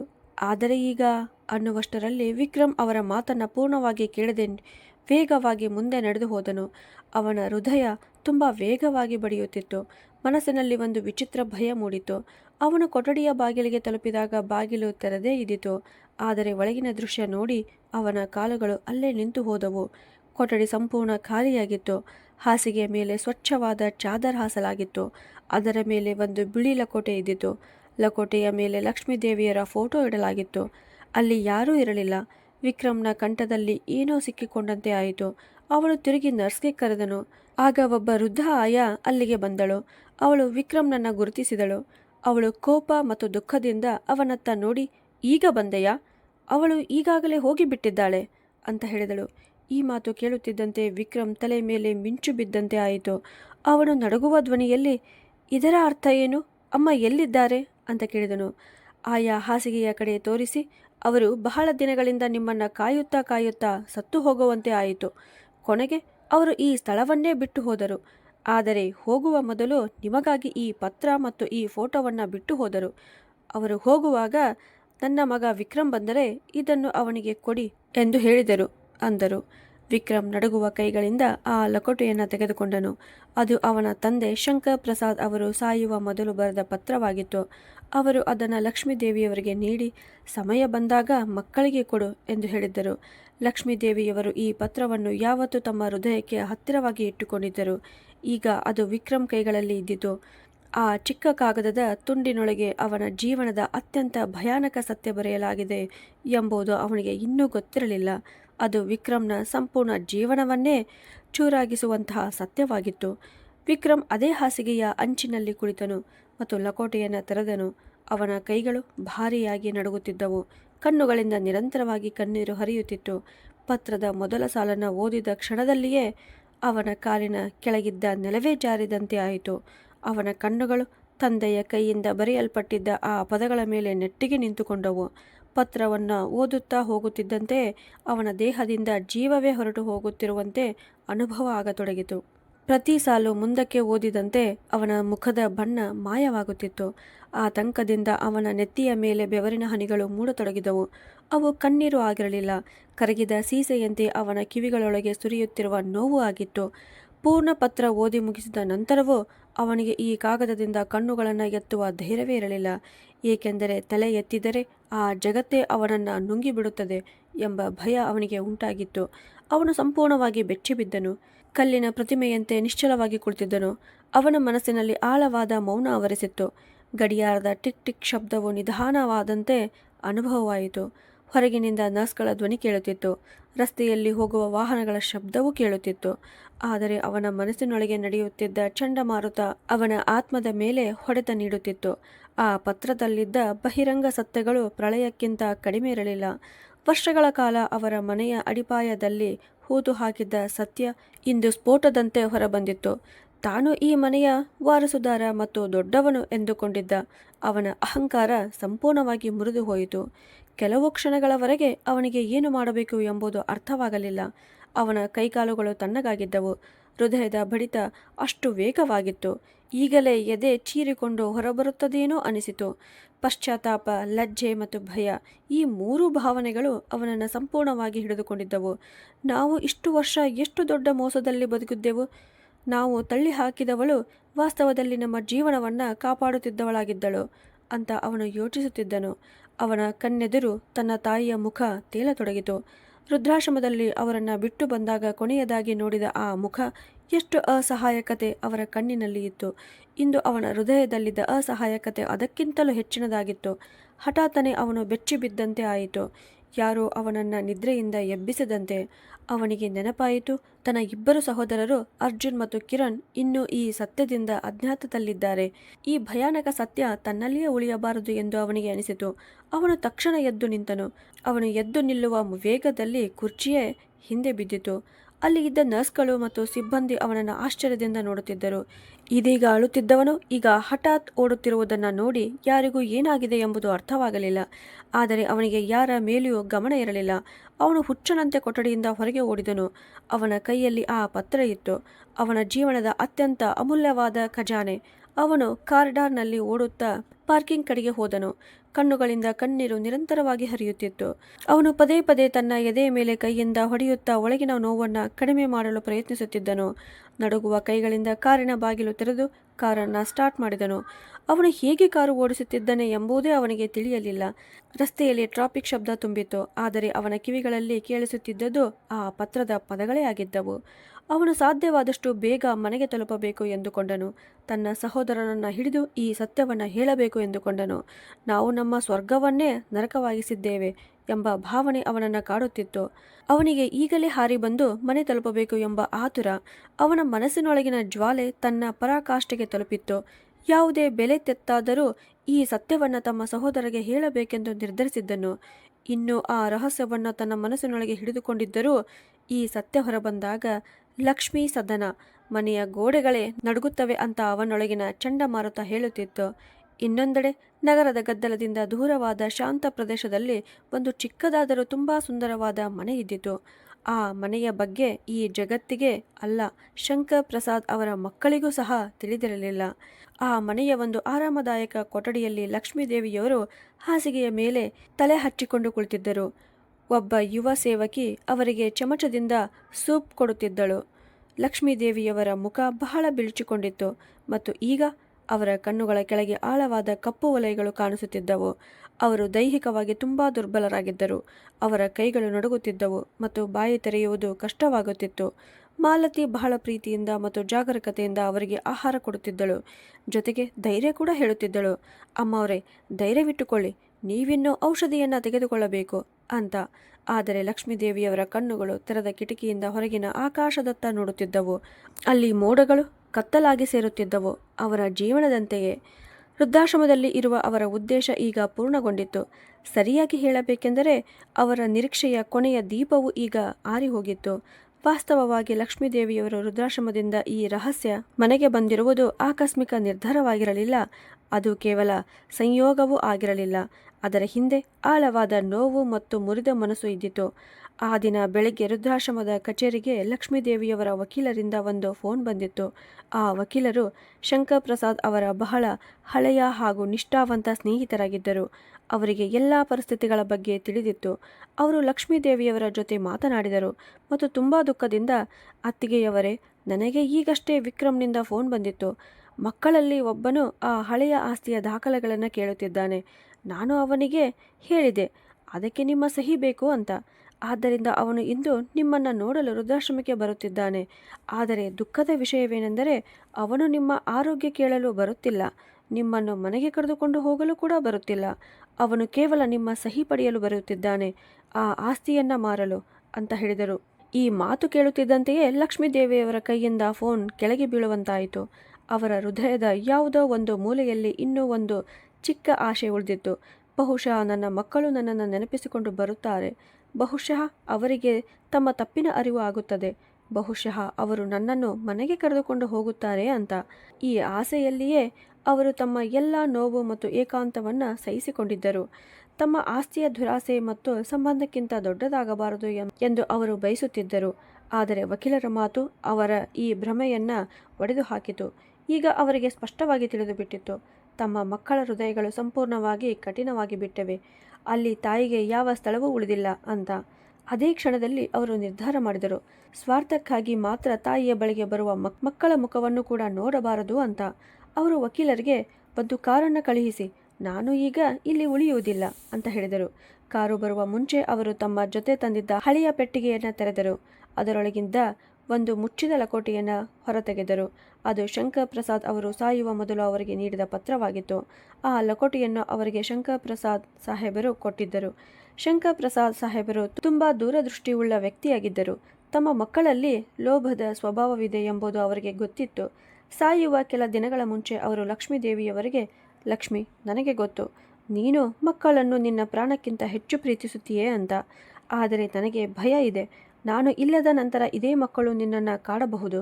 ಒಂದು ವೇಳೆ ಪರಿಸ್ಥಿತಿ ಇಷ್ಟು ಕೆಟ್ಟಾಗಿ ಬಿಟ್ಟರೆ, ಅವರು ನಿನ್ನನ್ನು ಮನೆಯಿಂದ ಹೊರ ಹಾಕಿದರೆ ಅಥವಾ ನಿನ್ನನ್ನು ಅವಮಾನ ಮಾಡಿದರೆ, ಈಗ ಈ ಲಕೋಟೆಯನ್ನು ತೆರೆ. ನಾನು ನಿನ್ನ ಹೆಸರಿನಲ್ಲಿ ಒಂದು ರಹಸ್ಯ ಮನೆ ಖರೀದಿಸಿದ್ದೇನೆ, ಅಲ್ಲಿ ಹೋಗಿ ಉಳಿದುಕೋ ಅಂತ ಹೇಳಿದರು. ಆ ಸಮಯದಲ್ಲಿ ಲಕ್ಷ್ಮೀದೇವಿಯವರು ಅಳುತ್ತಾ ಅವರ ಬಾಯಿಗೆ ಕೈಯಿಟ್ಟು, ಅಂತಹ ಪರಿಸ್ಥಿತಿ ಯಾವತ್ತೂ ಬರುವುದಿಲ್ಲ ಎಂದು ಪ್ರಮಾಣ ಮಾಡಿದ್ದರು. ಈ ರಹಸ್ಯವನ್ನು ಯಾವತ್ತೂ ಹೊರಹಾಕುವುದಿಲ್ಲ ಎಂದು ಮಾತು ಕೊಟ್ಟಿದ್ದರು. ಆದರೆ ಇಂದು ಪರಿಸ್ಥಿತಿಗಳು ಅವರನ್ನು ಬಲವಂತಪಡಿಸಿತು. ಅವರು ಬಹಳ ಯೋಚಿಸಿ ಆ ಪತ್ರವನ್ನು ಹಾಸಿಗೆಯ ತಲೆಯ ಬಳಿಯಲ್ಲಿ ಇಟ್ಟಿದ್ದರು. ಮಕ್ಕಳ ಕಣ್ಣಿಗೆ ಅದು ತಕ್ಷಣ ಬೀಳಲಿ ಎಂಬ ಉದ್ದೇಶದಿಂದ. ಇದು ಸಾಮಾನ್ಯ ಮಹಿಳೆಯೊಂದಿಗೆ ಮಾಡಿದ ವ್ಯವಸ್ಥೆಯಲ್ಲ. ಇದು ಒಂದು ಕನ್ನಡಿ, ತಮ್ಮ ಮಕ್ಕಳಿಗೆ ತೋರಿಸಲು ಅವರು ಇಟ್ಟಿದ್ದ ಕನ್ನಡಿ. ಮಕ್ಕಳು ಸ್ವಾರ್ಥಕ್ಕಾಗಿ ಬಂದಾಗ ಅವರಿಗೆ ತಮ್ಮ ಜೀವನವನ್ನು ಬದಲಾಯಿಸುವಂತಹ ಸತ್ಯ ಸಿಕ್ಕಬೇಕು ಎಂಬ ಅವರು ಬಯಸಿದರು. ಹೃದಯ ಕಠಿಣ ಮಾಡಿಕೊಂಡು ಅವರು ವೃದ್ಧಾಶ್ರಮವನ್ನು ಬಿಟ್ಟು ಬಂದರು. ವಕೀಲರು ಕಳುಹಿಸಿದ ಕಾರಿನಲ್ಲಿ ಕುಳಿತು ಈ ರಹಸ್ಯ ಮನೆಗೆ ಬಂದರು. ಈ ಮನೆಯನ್ನು ಶಂಕರ್ ಪ್ರಸಾದ್ ಸಾಹೇಬರು ಬಹಳ ವರ್ಷಗಳ ಹಿಂದೆ ಅವರ ಹೆಸರಿನಲ್ಲಿ ಬರೆದಿದ್ದರು. ಪರಿಸ್ಥಿತಿ ಅತ್ಯಂತ ಕೆಟ್ಟಾಗುವವರೆಗೂ ಈ ವಿಷಯವನ್ನು ಮಕ್ಕಳಿಗೆ ಹೇಳಬಾರದು ಎಂದು ಬರೆದಿದ್ದರು. ಈಗ ಲಕ್ಷ್ಮೀದೇವಿಯವರು ಈ ಮನೆಯಲ್ಲಿ ಸುರಕ್ಷಿತರಾಗಿದ್ದರು. ಆದರೆ ಅವರ ಹೃದಯ ಸಂಪೂರ್ಣವಾಗಿ ಖಾಲಿಯಾಗಿ ಬಿಟ್ಟಿತ್ತು. ಮಾಲತಿ ಸೂಪ್ ಪಾತ್ರೆಯನ್ನ ಬದಿಗೆ ಇಟ್ಟು ಅವರಿಗೆ ನೀರಿನ ಗ್ಲಾಸ್ ಕೊಟ್ಟಳು. ಲಕ್ಷ್ಮೀದೇವಿಯವರು ಒಂದು ಸಿಪ್ ನೀರನ್ನು ಕುಡಿದು ದಣಿದ ಧ್ವನಿಯಲ್ಲಿ, ವಕೀಲ್ ಸಾಹೇಬರಿಂದ ಯಾವುದೇ ಫೋನ್ ಬಂದಿದೆಯಾ ಅಂತ ಕೇಳಿದರು. ಮಾಲತಿ ತಲೆಯಾಡಿಸಿ ಇಲ್ಲ ಎಂದಳು. ಲಕ್ಷ್ಮೀದೇವಿಯವರಿಗೆ ಗೊತ್ತಿತ್ತು, ಈಗಾಗಲೇ ಆ ಪತ್ರ ಅವರ ಮಕ್ಕಳ ಕೈಗೆ ತಲುಪಿರಬಹುದು ಅಂತ. ಅವರು ಸಹನೆಯಿಂದ ಇದ್ದರು. ಆದರೆ ಆ ಕ್ಷಣದಲ್ಲಿ ತಮ್ಮ ಮಕ್ಕಳ ಹೃದಯದಲ್ಲಿ ಏನು ನಡೆಯುತ್ತಿರಬಹುದು ಎಂಬುದನ್ನು ತಾಯಿ ಎಂದುಕೊಂಡು ಯೋಚಿಸಿದರೆ ಅವರ ಮನಸ್ಸೇ ಮುರಿದು ಹೋಗುತ್ತಿತ್ತು. ಅವರ ಹೃದಯ ನೋವಿನಿಂದ ಕಿತ್ತು ಹೋಯಿತು. ಆ ಸಮಯದಲ್ಲಿ ನಾನು ನನ್ನ ಮಗನ ಬಳಿ ಇದ್ದಿದ್ದರೆ ಅವನನ್ನು ಸಮಾಧಾನಪಡಿಸಬಹುದಿತ್ತು ಎಂದು ಅವರಿಗೆ ಅನಿಸಿತು. ಆದರೆ ತಕ್ಷಣ ಅವರಿಗೆ ನೆನಪಾಯಿತು, ಇದೇ ಮಕ್ಕಳು ಅವರನ್ನು ಎಷ್ಟು ಕ್ರೂರವಾಗಿ ಒಬ್ಬಳನ್ನಾಗಿ ಬಿಟ್ಟು ಹೋದರು ಅಂತ. ಅವರು ಕಣ್ಣು ಮುಚ್ಚಿಕೊಂಡು 2 ಕಣ್ಣೀರು ಹನಿಗಳು ಅವರ ಕೆನ್ನೆಯ ಮೇಲೆ ಜಾರಿತು. ಜನರು ಹೇಳುತ್ತಾರೆ, ಕರ್ಮದ ಫಲ ಒಂದು ದಿನ ಬರುತ್ತದೆ ಅಂತ. ನಾನು ಇಷ್ಟು ವರ್ಷಗಳಿಂದ ಮುಚ್ಚಿಟ್ಟಿದ್ದ ಸತ್ಯವೇ ಈಗ ಚಂಡಮಾರುತವಾಗಿ ಹೊರಬರುತ್ತಿದೆ ಅಂತ ಅವರು ಮನಸ್ಸಿನಲ್ಲೇ ಯೋಚಿಸುತ್ತಿದ್ದರು. ಮಕ್ಕಳ ಹುಚ್ಚುತನ ಮತ್ತು ಲಕ್ಷ್ಮೀದೇವಿಯವರ ಮೌನ ಈ ಮಾತಿಗೆ ಸಾಕ್ಷಿಯಂತಿತ್ತು. ಭಾಗ್ಯವು ಲೆಕ್ಕ ಕೇಳುವಾಗ ಮನುಷ್ಯನ ಎಲ್ಲ ಯೋಜನೆಗಳು ವ್ಯರ್ಥವಾಗುತ್ತವೆ. ಲಕ್ಷ್ಮೀದೇವಿಯವರು ಈಗ ನಿರ್ಧಾರ ಮಾಡಿಕೊಂಡಿದ್ದರು, ಮತ್ತೆ ಎಂದಿಗೂ ತಮ್ಮ ಮಕ್ಕಳ ಜೀವನದಲ್ಲಿ ಭಾಗಿಯಾಗುವುದಿಲ್ಲ ಅಂತ. ಏಕೆಂದರೆ ಈ ತಾಯಿತನದ ಹೋರಾಟದಲ್ಲಿ ಇಂದು ತಾಯಿಯೇ ಗೆದ್ದಿದ್ದಳು. ತಮ್ಮ ಸ್ವಂತ ಮಕ್ಕಳು ತಮ್ಮೊಂದಿಗೆ ಏನು ಮಾಡಿದರು ಎಂಬುದನ್ನು ಜಗತ್ತಿಗೆ ಹೇಳಲು ಅವರು ಬಯಸಲಿಲ್ಲ.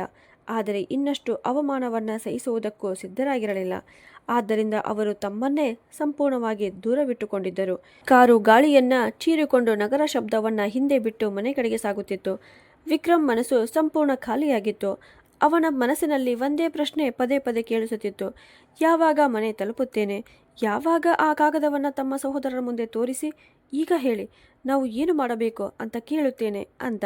ಈಗ ಅವನ ಬಳಿ ಕಳೆದುಕೊಳ್ಳಲು ಏನೂ ಉಳಿದಿರಲಿಲ್ಲ, ಏಕೆಂದರೆ ಅವನು ಈಗಾಗಲೇ ಎಲ್ಲವನ್ನ ಕಳೆದುಕೊಂಡಿದ್ದನು. ಆ ಪತ್ರದಲ್ಲಿದ್ದ ಪದಗಳು ಅವನ ಮನಸ್ಸಿನಲ್ಲಿ ಮತ್ತೆ ಮತ್ತೆ ಮೊಳಗುತ್ತಲೇ ಇದ್ದವು. ಪ್ರತಿಯೊಂದು ಪದವು ಅವನ ಆತ್ಮದ ಮೇಲೆ ಚಾಟಿ ಬೀಸುವಂತಾಗುತ್ತಿತ್ತು. ಈಗ ಅವನಿಗೆ ಸ್ಪಷ್ಟವಾಗಿ ತಿಳಿದು ಬಿಟ್ಟಿತ್ತು, ಅವರು ವೃದ್ಧಾಶ್ರಮದಲ್ಲಿ ಬಿಟ್ಟು ಬಂದಿದ್ದ ಆ ಮಹಿಳೆ ಸಾಮಾನ್ಯ ಮಹಿಳೆಯಲ್ಲ. ಅವಳು ಅವರ ತಲೆಯ ಮೇಲೆ ನೆರಳಿನಂತೆ ಕಾಪಾಡುತ್ತಿದ್ದ ತಾಯಿ ಅಂತ.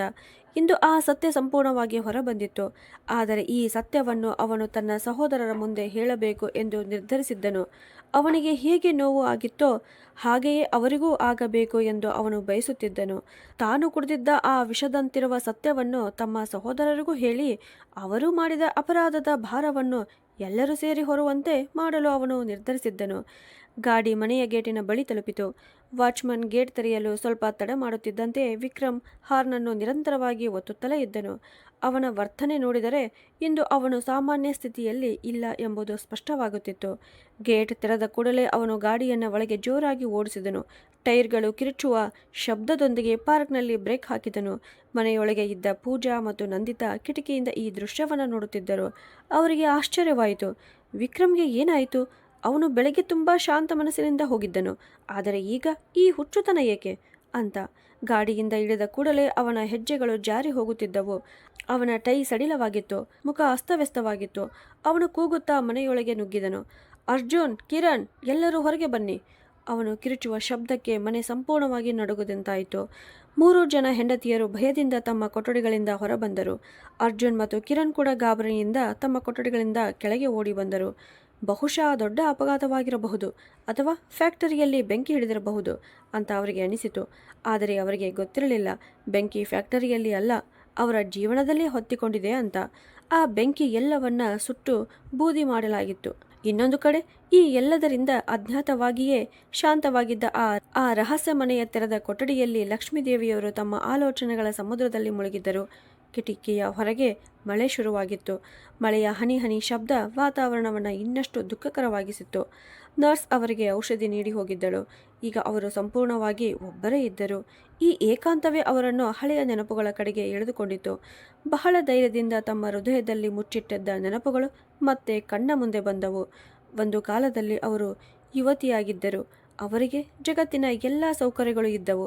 ಆದರೆ ಒಂದು ಮಾತ್ರ ಇರಲಿಲ್ಲ, ಅದು ಮಕ್ಕಳ ಭಾಗ್ಯ. ಲಕ್ಷ್ಮೀದೇವಿಯವರು ಒಂದು ದೊಡ್ಡ ಕುಟುಂಬದ ಏಕೈಕ ವಾರಸುದಾರರಾಗಿದ್ದರು. ಅವರಿಗೆ ಅಪಾರ ಸಂಪತ್ತು ಇದ್ದಿತು, ಆದರೆ ಪ್ರಕೃತಿಯು ಅವರಿಗೆ ತಾಯಿಯಾಗುವ ಭಾಗ್ಯ ನೀಡಲಿಲ್ಲ. ಅವರ ಮೊದಲ ಮದುವೆ ಒಬ್ಬ ವ್ಯಕ್ತಿಯೊಂದಿಗೆ ಆಯಿತು. ಆ ವ್ಯಕ್ತಿಗೆ ಲಕ್ಷ್ಮೀದೇವಿಯವರ ಮೇಲೆ ಪ್ರೀತಿ ಇರಲಿಲ್ಲ. ಅವರ ಸಂಪತ್ತಿನ ಮೇಲಷ್ಟೇ ಆಸಕ್ತಿ ಇದ್ದಿತು. ಲಕ್ಷ್ಮೀದೇವಿಯವರು ಎಂದಿಗೂ ತಾಯಿ ಆಗಲಾರರು ಎಂದು ತಿಳಿದ ನಂತರ ಅವನು ಅವಮಾನ ಮತ್ತು ಟೀಕೆಗಳನ್ನು ಆರಂಭಿಸಿದನು. ಪ್ರತಿದಿನವೂ ಬಂಜೆ, ಎಂದು ಅವಮಾನಿಸುತ್ತಿದ್ದನು. ಕೊನೆಗೆ ಆ ದಾಂಪತ್ಯ ವಿಫಲವಾಯಿತು. ಅವರು ವಿಚ್ಛೇದನದ ನೋವನ್ನು ಹೊತ್ತು ತಮ್ಮ ತಂದೆಯ ಮನೆಗೆ, ಆ ದೊಡ್ಡ ಅರಮನೆಗೆ ಹಿಂತಿರುಗಿದರು. ಅವರ ಜೀವನದಲ್ಲಿ ಆಗ ಶಂಕರ್ ಪ್ರಸಾದ್ ಅವರು ಬಂದರು. ಅವರು ಅವರ ತಂದೆಯ ವಿಶ್ವಾಸಾರ್ಹ, ಪ್ರಾಮಾಣಿಕ ಮತ್ತು ದುಡಿಯುವ ಕೆಲಸಗಾರರಾಗಿದ್ದರು. ಅವರ ಜೀವನವು ದುಃಖದಿಂದ ತುಂಬಿತ್ತು. ಶಂಕರ್ ಪ್ರಸಾದ್ ಅವರ ಹೆಂಡತಿ ಅವರನ್ನು ಬಿಟ್ಟು ಓಡಿ ಹೋಗಿದ್ದಳು. ಕಾರಣ ಅವರ ಬಡತನದಿಂದ ಬೇಸತ್ತು. ಆಕೆ 3 ಚಿಕ್ಕ ಮಕ್ಕಳನ್ನು ಬಿಟ್ಟು ಹೋಗಿದ್ದಳು, ವಿಕ್ರಮ್, ಅರ್ಜುನ್ ಮತ್ತು ಕಿರಣ್. ಶಂಕರ್ ಪ್ರಸಾದ್ ಈ ಮಕ್ಕಳನ್ನು ನೋಡಿಕೊಳ್ಳಲು ತುಂಬ ಕಷ್ಟಪಡುತ್ತಿದ್ದರು. ಲಕ್ಷ್ಮೀದೇವಿಯವರು ಈ ನಿರಪರಾಧ ಮಕ್ಕಳನ್ನು ನೋಡಿದಾಗ ಅವರೊಳಗೆ ಮಲಗಿದ್ದ ತಾಯ್ತನ ಮತ್ತೆ ಎಚ್ಚರಗೊಂಡಿತು. ಪ್ರಕೃತಿ ಅವರ ಮಡಿಲು ತುಂಬಿಸಲು ಮತ್ತೊಂದು ಅವಕಾಶ ಮಾಡಿಕೊಟ್ಟಿದೆ ಅಂತ ಲಕ್ಷ್ಮೀದೇವಿಯವರಿಗೆ ಭಾವನೆ ಮೂಡಿತು. ಸಮಾಜದ ಮಾತುಗಳನ್ನು ಪರಿಗಣಿಸದೆ ಅವರು ಶಂಕರ್ ಪ್ರಸಾದ್ ಅವರೊಂದಿಗೆ ಮದುವೆಯಾದರು. ಇದು ಬಹಳ ದೊಡ್ಡ ನಿರ್ಧಾರವಾಗಿತ್ತು. ಒಂದು ಕಡೆ ಕೋಟಿ ಕೋಟಿ ಆಸ್ತಿಯ ಮಾಲಕಿಯರಾದ ಲಕ್ಷ್ಮೀದೇವಿ, ಮತ್ತೊಂದು ಕಡೆ ಸಾಮಾನ್ಯ ಉದ್ಯೋಗಿಯಾಗಿದ್ದ ಶಂಕರ್ ಪ್ರಸಾದ್. ಆದರೆ ಲಕ್ಷ್ಮೀದೇವಿಯವರಿಗೆ ಬೇಕಾದದ್ದು ಆ ಮಕ್ಕಳ ಪ್ರೀತಿ ಮಾತ್ರ. ಶಂಕರ್ ಪ್ರಸಾದ್ ಒಬ್ಬ ಸತ್ಯನಿಷ್ಠ ಮತ್ತು ಒಳ್ಳೆಯ ವ್ಯಕ್ತಿಯಾಗಿದ್ದರು. ಅವರು ಲಕ್ಷ್ಮೀದೇವಿಯವರಿಗೆ ಮೊದಲ ಗಂಡನಿಂದ ಯಾವತ್ತೂ ಸಿಗದ ಗೌರವವನ್ನು ನೀಡಿದರು. ಲಕ್ಷ್ಮೀದೇವಿಯವರು ತಮ್ಮ ಎಲ್ಲ ಆಸ್ತಿ, ಬ್ಯಾಂಕ್ ಬ್ಯಾಲೆನ್ಸ್ ಮತ್ತು ಜಮೀನನ್ನು ಶಂಕರ್ ಅವರ ಹೊಣೆಗಾರಿಕೆಗೆ ಒಪ್ಪಿಸಿ, ಇಂದಿನಿಂದ ಈ ವ್ಯವಹಾರವನ್ನೆಲ್ಲ ನೀವೇ ನೋಡಿಕೊಳ್ಳಿ, ಈ ಹಣದಿಂದ ವ್ಯವಹಾರ ಮಾಡಿ, ಈ ಮಕ್ಕಳಿಗೆ ಯಾವತ್ತೂ ತಮ್ಮ ನಿಜವಾದ ತಾಯಿ ತಮ್ಮನ್ನು ಬಿಟ್ಟು ಹೋಗಿದ್ದಾಳೆ ಎಂಬ ಭಾವನೆ ಬಾರದಂತೆ ನಾನು ನೋಡಿಕೊಳ್ಳುತ್ತೇನೆ ಅಂತ ಹೇಳಿದರು. ಶಂಕರ್ ಪ್ರಸಾದ್ ಅವರು ಇದನ್ನು ಒಂದು ದೊಡ್ಡ ಜವಾಬ್ದಾರಿಯಂತೆ ಸ್ವೀಕರಿಸಿದರು. ಅವರು ದಿನ ರಾತ್ರಿ ದುಡಿದು ಆ ಸಂಪತ್ತನ್ನು ಒಂದು ದೊಡ್ಡ ವ್ಯಾಪಾರ ಸಾಮ್ರಾಜ್ಯವನ್ನಾಗಿ ಬೆಳೆಸಿದರು. 3 ಮಕ್ಕಳು, ವಿಕ್ರಮ್, ಅರ್ಜುನ್ ಮತ್ತು ಕಿರಣ್, ಲಕ್ಷ್ಮೀದೇವಿಯವರನ್ನೇ ತಮ್ಮ ತಾಯಿಯಾಗಿ ನಂಬಿ ಬೆಳೆದರು. ಏಕೆಂದರೆ ಅವರು ಈ ಮನೆಗೆ ಬಂದಾಗ ತುಂಬ ಚಿಕ್ಕವರಾಗಿದ್ದರು. ಲಕ್ಷ್ಮೀದೇವಿಯವರು ಯಾವತ್ತೂ ಅವರಿಗೆ ನಾವು ಸವತಿಯ ಮಕ್ಕಳು ಎಂಬ ಭಾವನೆ ಬರಲು ಬಿಡಲಿಲ್ಲ. ಅವರು ರಾತ್ರಿ ಜಾಗರಣೆ ಮಾಡಿ ಅವರನ್ನು ನೋಡಿಕೊಳ್ಳುತ್ತಿದ್ದರು. ಅವರ ಎಲ್ಲ ಇಚ್ಛೆಗಳನ್ನು ಪೂರೈಸುತ್ತಿದ್ದರು. ಇಷ್ಟೇ ಅಲ್ಲ, ಕೆಲವೊಮ್ಮೆ ಶಂಕರ್ ಪ್ರಸಾದ್ ಕೂಡ ಆಶ್ಚರ್ಯಪಡುತ್ತಿದ್ದರು. ಒಬ್ಬ ಪರ ಮಹಿಳೆ ಇನ್ನೊಬ್ಬರ ಮಕ್ಕಳ ಇಷ್ಟು ಪ್ರೀತಿ ಹೇಗೆ ಕೊಡಬಲ್ಲಳು ಎಂದು. ಆದರೆ ಕಾಲ ಕಳೆಯುತ್ತಿದ್ದಂತೆ ಮಕ್ಕಳು ದೊಡ್ಡವರಾದರು. ಅವರ ಮದುವೆಗಳು ನಡೆದವು. ಮನೆಯ ವಾತಾವರಣ ನಿಧಾನವಾಗಿ ಬದಲಾಗತೊಡಗಿತು. ಶಂಕರ್ ಪ್ರಸಾದ್ ಅನುಭವಿಯ ವ್ಯಕ್ತಿಯಾಗಿದ್ದರು. ಅವರು ಮೌನವಾಗಿ ಎಲ್ಲವನ್ನ ಗಮನಿಸುತ್ತಿದ್ದರು. ತಮ್ಮ ಮಕ್ಕಳು ತಮ್ಮ ಹೆಂಡತಿಯರ ಪ್ರಭಾವಕ್ಕೆ ಒಳಗಾಗುತ್ತಿದ್ದಾರೆ ಎಂದು ಅವರಿಗೆ ಕಾಣಿಸುತ್ತಿತ್ತು. ಲಕ್ಷ್ಮೀದೇವಿಯವರು ನೀಡಿದ ಪ್ರೀತಿ ಮತ್ತು ಸ್ವಾತಂತ್ರ್ಯದ ದುರುಪಯೋಗ ನಡೆಯುತ್ತಿದೆ ಎಂಬುದು ಅವರಿಗೆ ಗೊತ್ತಾಗುತ್ತಿತ್ತು. ಲಕ್ಷ್ಮೀದೇವಿಯವರು ತಮ್ಮ ಸಂಪೂರ್ಣ ಜೀವನವನ್ನು ಈ ಮಕ್ಕಳಿಗಾಗಿ ಅರ್ಪಿಸಿದ್ದಾರೆ ಎಂಬುದು ಅವರಿಗೆ ತಿಳಿದಿತ್ತು. ಆದರೆ ಈ ಮಕ್ಕಳ ಕಣ್ಣಿನಲ್ಲಿ ಅವರ ಮೇಲಿದ್ದ ಗೌರವ ಮತ್ತು ಪ್ರೀತಿ ನಿಧಾನವಾಗಿ ಕಡಿಮೆಯಾಗುತ್ತಿತ್ತು. ಶಂಕರ್ ಅವರಿಗೆ ತಮ್ಮ ಸಾವಿನ ಭಯ ಇರಲಿಲ್ಲ, ಆದರೆ ಒಂದು ಭಯ ಮಾತ್ರ ಕಾಡುತ್ತಿತ್ತು. ನಾನು ಸತ್ತ ನಂತರ ಲಕ್ಷ್ಮಿಗೆ ಏನಾಗುತ್ತದೆ ಅಂತ. ಅವರಿಗೆ ಗೊತ್ತಿತ್ತು, ಈ ಆಸ್ತಿ ಮತ್ತು ಹಣವೇ ಈ ಸಂಬಂಧಗಳ ನೆಲೆಯಾಗಿದೆ ಅಂತ. ಒಂದು ದಿನ ಲಕ್ಷ್ಮೀದೇವಿಯವರ ಕೈಯಿಂದ ಈ ಶಕ್ತಿ ಹೋಗಿಬಿಟ್ಟರೆ ಮಕ್ಕಳು ಅವರನ್ನು ಕೇಳುವುದೇ ಇಲ್ಲ. ಆದ್ದರಿಂದ ಜೀವನದ ಕೊನೆಯ ದಿನಗಳಲ್ಲಿ ಶಂಕರ್ ಒಂದು ದೊಡ್ಡ ನಿರ್ಧಾರ ತೆಗೆದುಕೊಂಡರು. ನಗರದ ಮತ್ತೊಂದು ಭಾಗದಲ್ಲಿ ಅವರು ಗುಪ್ತವಾಗಿ ಒಂದು ಚಿಕ್ಕ ಮನೆಯನ್ನು ಲಕ್ಷ್ಮೀದೇವಿಯವರ ಹೆಸರಿನಲ್ಲಿ ಖರೀದಿಸಿದರು. ಮತ್ತೊಂದು ದೊಡ್ಡ ಮೊತ್ತದ ಹಣವನ್ನು ಅವರ ಹೆಸರಿನ ಬೇರೆ ಖಾತೆಗೆ ವರ್ಗಾಯಿಸಿದರು. ನಂತರ ವಕೀಲರನ್ನು ಕರೆಯಿಸಿ ಹೊಸ ವಸಿಯತ್ತ ಮಾಡಿಸಿದರು. ಆ ವಸಿಯತ್ತಿನಲ್ಲಿ ಈವರೆಗೂ ಮರೆಮಾಚಿದ್ದ ಎಲ್ಲ ಸತ್ಯಗಳನ್ನು ಬರೆದಿದ್ದರು. ಅವರು ಲಕ್ಷ್ಮೀದೇವಿಯವರಿಂದ ಒಂದು ಮಾತು ತೆಗೆದುಕೊಂಡಿದ್ದರು. ಈ ಆಸ್ತಿ ನಿಜವಾಗಿ ಲಕ್ಷ್ಮಿಯದ್ದು ಎಂದು ಮಕ್ಕಳಿಗೆ ಯಾವತ್ತೂ ಹೇಳಬಾರದು. ಹಾಗೆಯೇ ಅವರು ಅವರ ಸ್ವಂತ ತಾಯಿಯಲ್ಲ ಎಂಬ ಸತ್ಯವನ್ನು ಹೊರಹಾಕಬಾರದು, ಏಕೆಂದರೆ ಅದು ಮಕ್ಕಳ ಮನಸ್ಸನ್ನು ಮುರಿಯಬಹುದು ಅಂತ. ಆ ಸಮಯದಲ್ಲಿ ಶಂಕರ್ ಅವರು ಆ ಪತ್ರವನ್ನು ಲಕ್ಷ್ಮೀದೇವಿಯವರಿಗೆ ಕೊಟ್ಟು, ಲಕ್ಷ್ಮಿ, ಒಂದು ವೇಳೆ ಪರಿಸ್ಥಿತಿ ತುಂಬ ಕೆಟ್ಟಾಗಿ ಬಿಟ್ಟರೆ ಮತ್ತು ಮಕ್ಕಳು ನಿನ್ನನ್ನು ಮನೆಯಿಂದ ಹೊರಹಾಕಿದರೆ ಈ ಪತ್ರವನ್ನು ಅವರಿಗೆ ಕೊಡು ಅಂತ ಹೇಳಿದರು. ಲಕ್ಷ್ಮೀದೇವಿಯವರು ಅಳುತ್ತಾ ಆ ಪತ್ರವನ್ನು ತೆಗೆದುಕೊಂಡರು. ಆ ಪತ್ರವನ್ನು ಬಳಕೆ ಮಾಡುವ ದಿನ ಬರಬಹುದು ಎಂದು ಅವರಿಗೆ ಯಾವತ್ತೂ ಊಹಿಸಿರಲಿಲ್ಲ. ಆದರೆ ಇಂದು ಆ ಶಾಂತ ಮನೆಯಲ್ಲಿ ಕುಳಿತಿದ್ದ ಲಕ್ಷ್ಮೀದೇವಿಯವರು ಶಂಕರ್ ಅವರು ಎಷ್ಟು ಸತ್ಯನಿಷ್ಠ ವ್ಯಕ್ತಿಯಾಗಿದ್ದರು. ಸತ್ತ ನಂತರವೂ ನನಗೂ ಮತ್ತು ಮಕ್ಕಳಿಗೂ ಆಧಾರವಿಲ್ಲದಂತೆ ಬಿಡಲಿಲ್ಲ ಅಂತ ಯೋಚಿಸುತ್ತಿದ್ದರು. ರಾತ್ರಿ 8 ಗಂಟೆಯಾಗಿತ್ತು. ಅವರು ಶಂಕರ್ ಪ್ರೀತಿಯಿಂದ ಕೊಟ್ಟ ಮನೆಯ ಚಾವಣಿಯ ಕೆಳಗೆ ಕುಳಿತಿದ್ದರು. ಆದರೆ ಅವರ ಹೃದಯ ರಕ್ತದ ಕಣ್ಣೀರಿನಿಂದ ಅಳುತ್ತಿತ್ತು, ಏಕೆಂದರೆ ಅವರಿಗೆ ತಮ್ಮ ಮಕ್ಕಳ ಮೇಲೆ ತುಂಬ ಪ್ರೀತಿ ಇದ್ದಿತು. ಮಕ್ಕಳಿಂದ ದೂರವಾಗಿರುವ ನೋವನ್ನು ಯಾವ ಆಸ್ತಿಯೋ ಅಥವಾ ಮನೆಯೋ ತುಂಬಲಾರದು. ಇನ್ನೊಂದು ಕಡೆ ವಿಕ್ರಮ್ನ ಮನೆಯಲ್ಲಿ ಪ್ರಳಯದಂತಹ ದೃಶ್ಯ ನಡೆಯುತ್ತಿತ್ತು. ವಿಕ್ರಮ್ ವಿಚಿತ್ರ ನಗೆಯೊಂದಿಗೆ ಮನೆಗೆ ಬಂದನು. ಅವನು ಎಲ್ಲರನ್ನೂ ಡ್ರಾಯಿಂಗ್ ರೂಮ್ನಲ್ಲಿ ಸೇರಿಸಿದನು. ಮೂವರು ಸಹೋದರರು ಸೋಫಾದ ಮೇಲೆ ಕುಳಿತಿದ್ದರು. ಅವರ ಹೆಂಡತಿಯರು ಆಶ್ಚರ್ಯದಿಂದ ವಿಕ್ರಮ್ ಕಡೆ ನೋಡುತ್ತಿದ್ದರು. ಕೊಠಡಿಯ ಮಧ್ಯದಲ್ಲಿ ನಿಂತಿದ್ದ ವಿಕ್ರಮ್ನ ಕೈಯಲ್ಲಿ ಆ ಪತ್ರ ನಡುಗುತ್ತಿತ್ತು. ಅರ್ಜುನ್ ಭಯದಿಂದ, ಅಣ್ಣ, ಏನಾಯಿತು? ನೀವು ಏಕೆ ಇಷ್ಟು ಕೂಗುತ್ತಿದ್ದೀರಾ? ಅಮ್ಮ ಎಲ್ಲಿದ್ದಾರೆ? ಸಹಿ ಮಾಡಿಸಿಕೊಂಡಿರಾ ಅಂತ ಕೇಳಿದನು. ಸಹಿ ಎಂಬ ಪದ ಕೇಳುತ್ತಿದ್ದಂತೆಯೇ ವಿಕ್ರಮ್ ವಿಷದಂತೆ ನಗೆ ನಕ್ಕನು. ಅವನು ತಲೆ ಕೆಡಿಸಿಕೊಂಡಂತೆ ಮೇಜಿನ ಮೇಲೆ ಕುಸಿದು ಬಿದ್ದನು. ನಂತರ ಅವನು, ನಿನಗೆ ಇನ್ನೂ ಸಹಿಯೇ ಮುಖ್ಯವಾ? ನಾವು ನಾಶವಾಗಿದ್ದೇವೆ ಅರ್ಜುನ್, ನಾವು ಸಂಪೂರ್ಣವಾಗಿ ಹಾಳಾಗಿದ್ದೇವೆ ಅಂತ ಹೇಳಿದನು. ಕಿರಣ್ ಮುಂದೆ ಬಂದು ಅವನ ಕೈಯಿಂದ ಪತ್ರವನ್ನು ತೆಗೆದುಕೊಂಡನು. ಅವನು ಓದಲು ಪ್ರಾರಂಭಿಸಿದನು. ಓದುತ್ತಾ ಹೋದಂತೆ ಅವನ ಮುಖದ ಬಣ್ಣ ಬದಲಾಗತೊಡಗಿತು. ಕೊನೆಯಲ್ಲಿ ಅವನು ಸೋಫಾದ ಮೇಲೆ ಕುಸಿದು ಬಿದ್ದನು. ನಂದಿತಾ ಮತ್ತು ಪೂಜಾ ಕೂಡ ಆತಂಕದಿಂದ ಆ ಪತ್ರವನ್ನು ನೋಡುತ್ತಿದ್ದರು. ವಿಕ್ರಮ್ ಕೂಗಿದನು, ಓದಿ, ಎಲ್ಲರೂ ಓದಿ, ನಮ್ಮ ತಂದೆ ನಮ್ಮ ಬಗ್ಗೆ ಏನು ಬರೆದಿದ್ದಾರೆ ನೋಡಿ ಅಂತ. ನಂತರ ಅವನು ತನ್ನ ಹೃದಯದಲ್ಲಿ ಸುಡುತ್ತಿದ್ದ ಸತ್ಯವನ್ನು ಹೊರಹಾಕಿದನು. ನಾವು ತುಂಬ ಯೋಚಿಸಿ ರುದ್ರಾಶ್ರಮದಲ್ಲಿ ಬಿಟ್ಟು ಬಂದಿದ್ದ ಆ ಮಹಿಳೆ, ಅವಳು ನಮ್ಮ ಸ್ವಂತ ತಾಯಿ ಅಲ್ಲ. ಕೊಠಡಿಯಲ್ಲಿ ಅಚಾನಕ್ ಭಯಾನಕ ನಿಶಬ್ದ ಆವರಿಸಿತು. ಹಾವು ಕಚ್ಚಿದಂತೆ ಎಲ್ಲರೂ ಮೌನವಾಗಿದ್ದರು. ಪೂಜಾ ಬಾಯಿಂದ ಆಶ್ಚರ್ಯಕರ ಕೂಗು ಹೊರಬಂದಿತು. ಏನು? ವಿಕ್ರಮ್ ಕೋಪದಿಂದ ಮುಂದುವರೆದನು. ಹೌದು, ನಮ್ಮ ನಿಜವಾದ ತಾಯಿ ಬಡತನದ ಭಯದಿಂದ ನಮ್ಮನ್ನು ಬಿಟ್ಟು ಓಡಿ ಹೋಗಿದ್ದಳು. ನಾವು ಭಿಕ್ಷುಕನ ಮಕ್ಕಳಾಗಿದ್ದೆವು. ಆದರೆ ಲಕ್ಷ್ಮೀದೇವಿಯವರು ನಮ್ಮನ್ನು ದತ್ತು ತೆಗೆದುಕೊಂಡರು. ಈ ಎಲ್ಲ ಆಸ್ತಿ, ಈ ಫ್ಯಾಕ್ಟರಿ, ಈ ಬಂಗಲೆ, ನೀವು ಇದರ ಹಂಚಿಕೆಗಳಿಗಾಗಿ ಜಗಳ ಮಾಡುತ್ತಿದ್ದೀರಿ ಅಲ್ಲವೇ? ಇವೆಲ್ಲವೂ ಲಕ್ಷ್ಮೀದೇವಿಯವರದ್ದು. ನಮ್ಮ ತಂದೆಯದ್ದೇನೂ ಇದರಲ್ಲಿ ಇರಲಿಲ್ಲ. ಅವರು ಕೇವಲ ಲಕ್ಷ್ಮೀದೇವಿಯವರ ಬಳಿ ಕೆಲಸ ಮಾಡುತ್ತಿದ್ದ ಒಬ್ಬ ನೌಕರ ಮಾತ್ರ ಅಂತ ಕೋಪದಿಂದ ಹೇಳಿ ಮತ್ತೆ ಮುಂದುವರೆದರು. ತಂದೆ ಪತ್ರದಲ್ಲಿ ಬರೆದಿದ್ದಾರೆ, ಕಾನೂನಿನ ಪ್ರಕಾರ ಈ ಸಂಪೂರ್ಣ ಆಸ್ತಿಯ ನಿಜವಾದ ವಾರಸುದಾರರು ಲಕ್ಷ್ಮೀದೇವಿಯವರೇ. ಅವರು ಬಯಸಿದರೆ ಒಂದು ಕ್ಷಣದಲ್ಲೇ ನಮ್ಮನ್ನೆಲ್ಲ ರಸ್ತೆ ಮೇಲೆ ನಿಲ್ಲಿಸಬಹುದು. ಈ ಆಸ್ತಿಯನ್ನು ಮಾರಲು ನನಗೆ ಅವರ ಸಹಿ ಬೇಕಿತ್ತು, ಏಕೆಂದರೆ ಈ ಆಸ್ತಿ ನಮ್ಮ ಹೆಸರಿನಲ್ಲೇ ಇಲ್ಲ. ಇದು ಲಕ್ಷ್ಮೀದೇವಿಯವರ ವೈಯಕ್ತಿಕ ಆಸ್ತಿ. ಈ ಮಾತು ಕೇಳುತ್ತಿದ್ದಂತೆಯೇ ಮೂವರು ಸೊಸೆಯಂದಿರರು ಮುಖದ ಬಣ್ಣವೇ ಬದಲಾಗಿಬಿಟ್ಟಿತು. ಯಾವ ಆಸ್ತಿಯ ಗರ್ವದಲ್ಲಿ ಅವರು ಲಕ್ಷ್ಮೀದೇವಿಯವರನ್ನು ಅವಮಾನಿಸುತ್ತಿದ್ದರೋ ಆ ಆಸ್ತಿ ಈಗ ಮಣ್ಣಿನ ಗೋಡೆಯಂತೆ ಕುಸಿದು ಬಿದ್ದಿತು. ಅರ್ಜುನ್ ನಡಗುವ ಧ್ವನಿಯಲ್ಲಿ, ಹಾಗಾದರೆ ಈಗ ಏನಾಗುತ್ತದೆ ಅಂತ ಕೇಳಿದನು. ವಿಕ್ರಮ್ ತಲೆ ಹಿಡಿದು ನೆಲದಲ್ಲಿ ಕುಳಿತನು. ಈಗ ಏನೂ ಆಗುವುದಿಲ್ಲ, ನಾವು ಸಂಪೂರ್ಣವಾಗಿ ಹಾಳಾಗಿದ್ದೇವೆ. ಅವನು ಮುಂದುವರೆದನು. ತಂದೆ ಪತ್ರದ ಕೊನೆಯಲ್ಲಿ ಬರೆದಿದ್ದಾರೆ, ನೀವು ಈ ಪತ್ರವನ್ನು ಓದುತ್ತಿದ್ದರೆ ಅದರ ಅರ್ಥ ನೀವು ಲಕ್ಷ್ಮಿಗೆ ತುಂಬ ನೋವು ಕೊಟ್ಟಿದ್ದೀರಿ, ಮತ್ತೆ ಅವರನ್ನು ಮನೆಯಿಂದ ಹೊರ ಹಾಕಿದ್ದೀರಿ ಅಂತ. ಆದ್ದರಿಂದ ನನ್ನ ವಸಿಯತ್ತಿನ ಪ್ರಕಾರ ಲಕ್ಷ್ಮೀ ದೇವಿಯವರು ಈ ಮನೆಯಲ್ಲಿ ಇಲ್ಲದಿದ್ದರೆ ನಿಮಗೆ ಈ ಆಸ್ತಿಯ ಮೇಲೆ ಯಾವ ಹಕ್ಕು ಇಲ್ಲ. ಸಂಪೂರ್ಣ ಆಸ್ತಿ ಟ್ರಸ್ಟ್ಗೆ ಹೋಗುತ್ತದೆ. ಕೊಠಡಿಯಲ್ಲಿ ಸ್ಮಶಾನದ ಮೌನ ಆವರಿಸಿತು. ಹಾಸಿಗೆಯ ಬಳಿ ಯಾರೋ ಅಳುತ್ತಿರುವ ಶಬ್ದ ಕೇಳಿಸುತ್ತಿತ್ತು. ಈಗ ಅವರಿಗೆ ಅರ್ಥವಾಯಿತು ಲಕ್ಷ್ಮೀದೇವಿಯವರು ಏಕೆ ಸದಾ ಮೌನವಾಗಿದ್ದರು ಎಂದು. ಅವರು ಯಾವತ್ತೂ ಆಸ್ತಿಯ ವಿಷಯ ಹೇಳಿರಲಿಲ್ಲ, ಏಕೆಂದರೆ ತಾಯಿಯ ಪ್ರೀತಿಯಿಂದಲೇ ಅವರು ತಮ್ಮ ಸಂಪೂರ್ಣ ಆಸ್ತಿಯನ್ನು ಮಕ್ಕಳ ಹೆಸರಿನಲ್ಲಿ ಮಾಡಿಸಿದ್ದರು.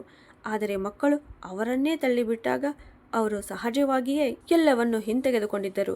ಈ ಸತ್ಯ ಅವರಿಗೆ ತುಂಬ ಭಯಾನಕವಾಗಿ ತಟ್ಟಿತು. ಯಾವ ಹಣಕ್ಕಾಗಿ ಅವರು ತಮ್ಮ ತಾಯಿಯನ್ನು ಒಂಟಿಯಾಗಿ ಬಿಟ್ಟು ಬಿಟ್ಟರೋ ಅದೇ ಹಣ ಈಗ ತಾಯಿಯ ಜೊತೆ ಸದಾಕಾಲಕ್ಕೆ ದೂರ ಹೋಗಿಬಿಟ್ಟಿತು.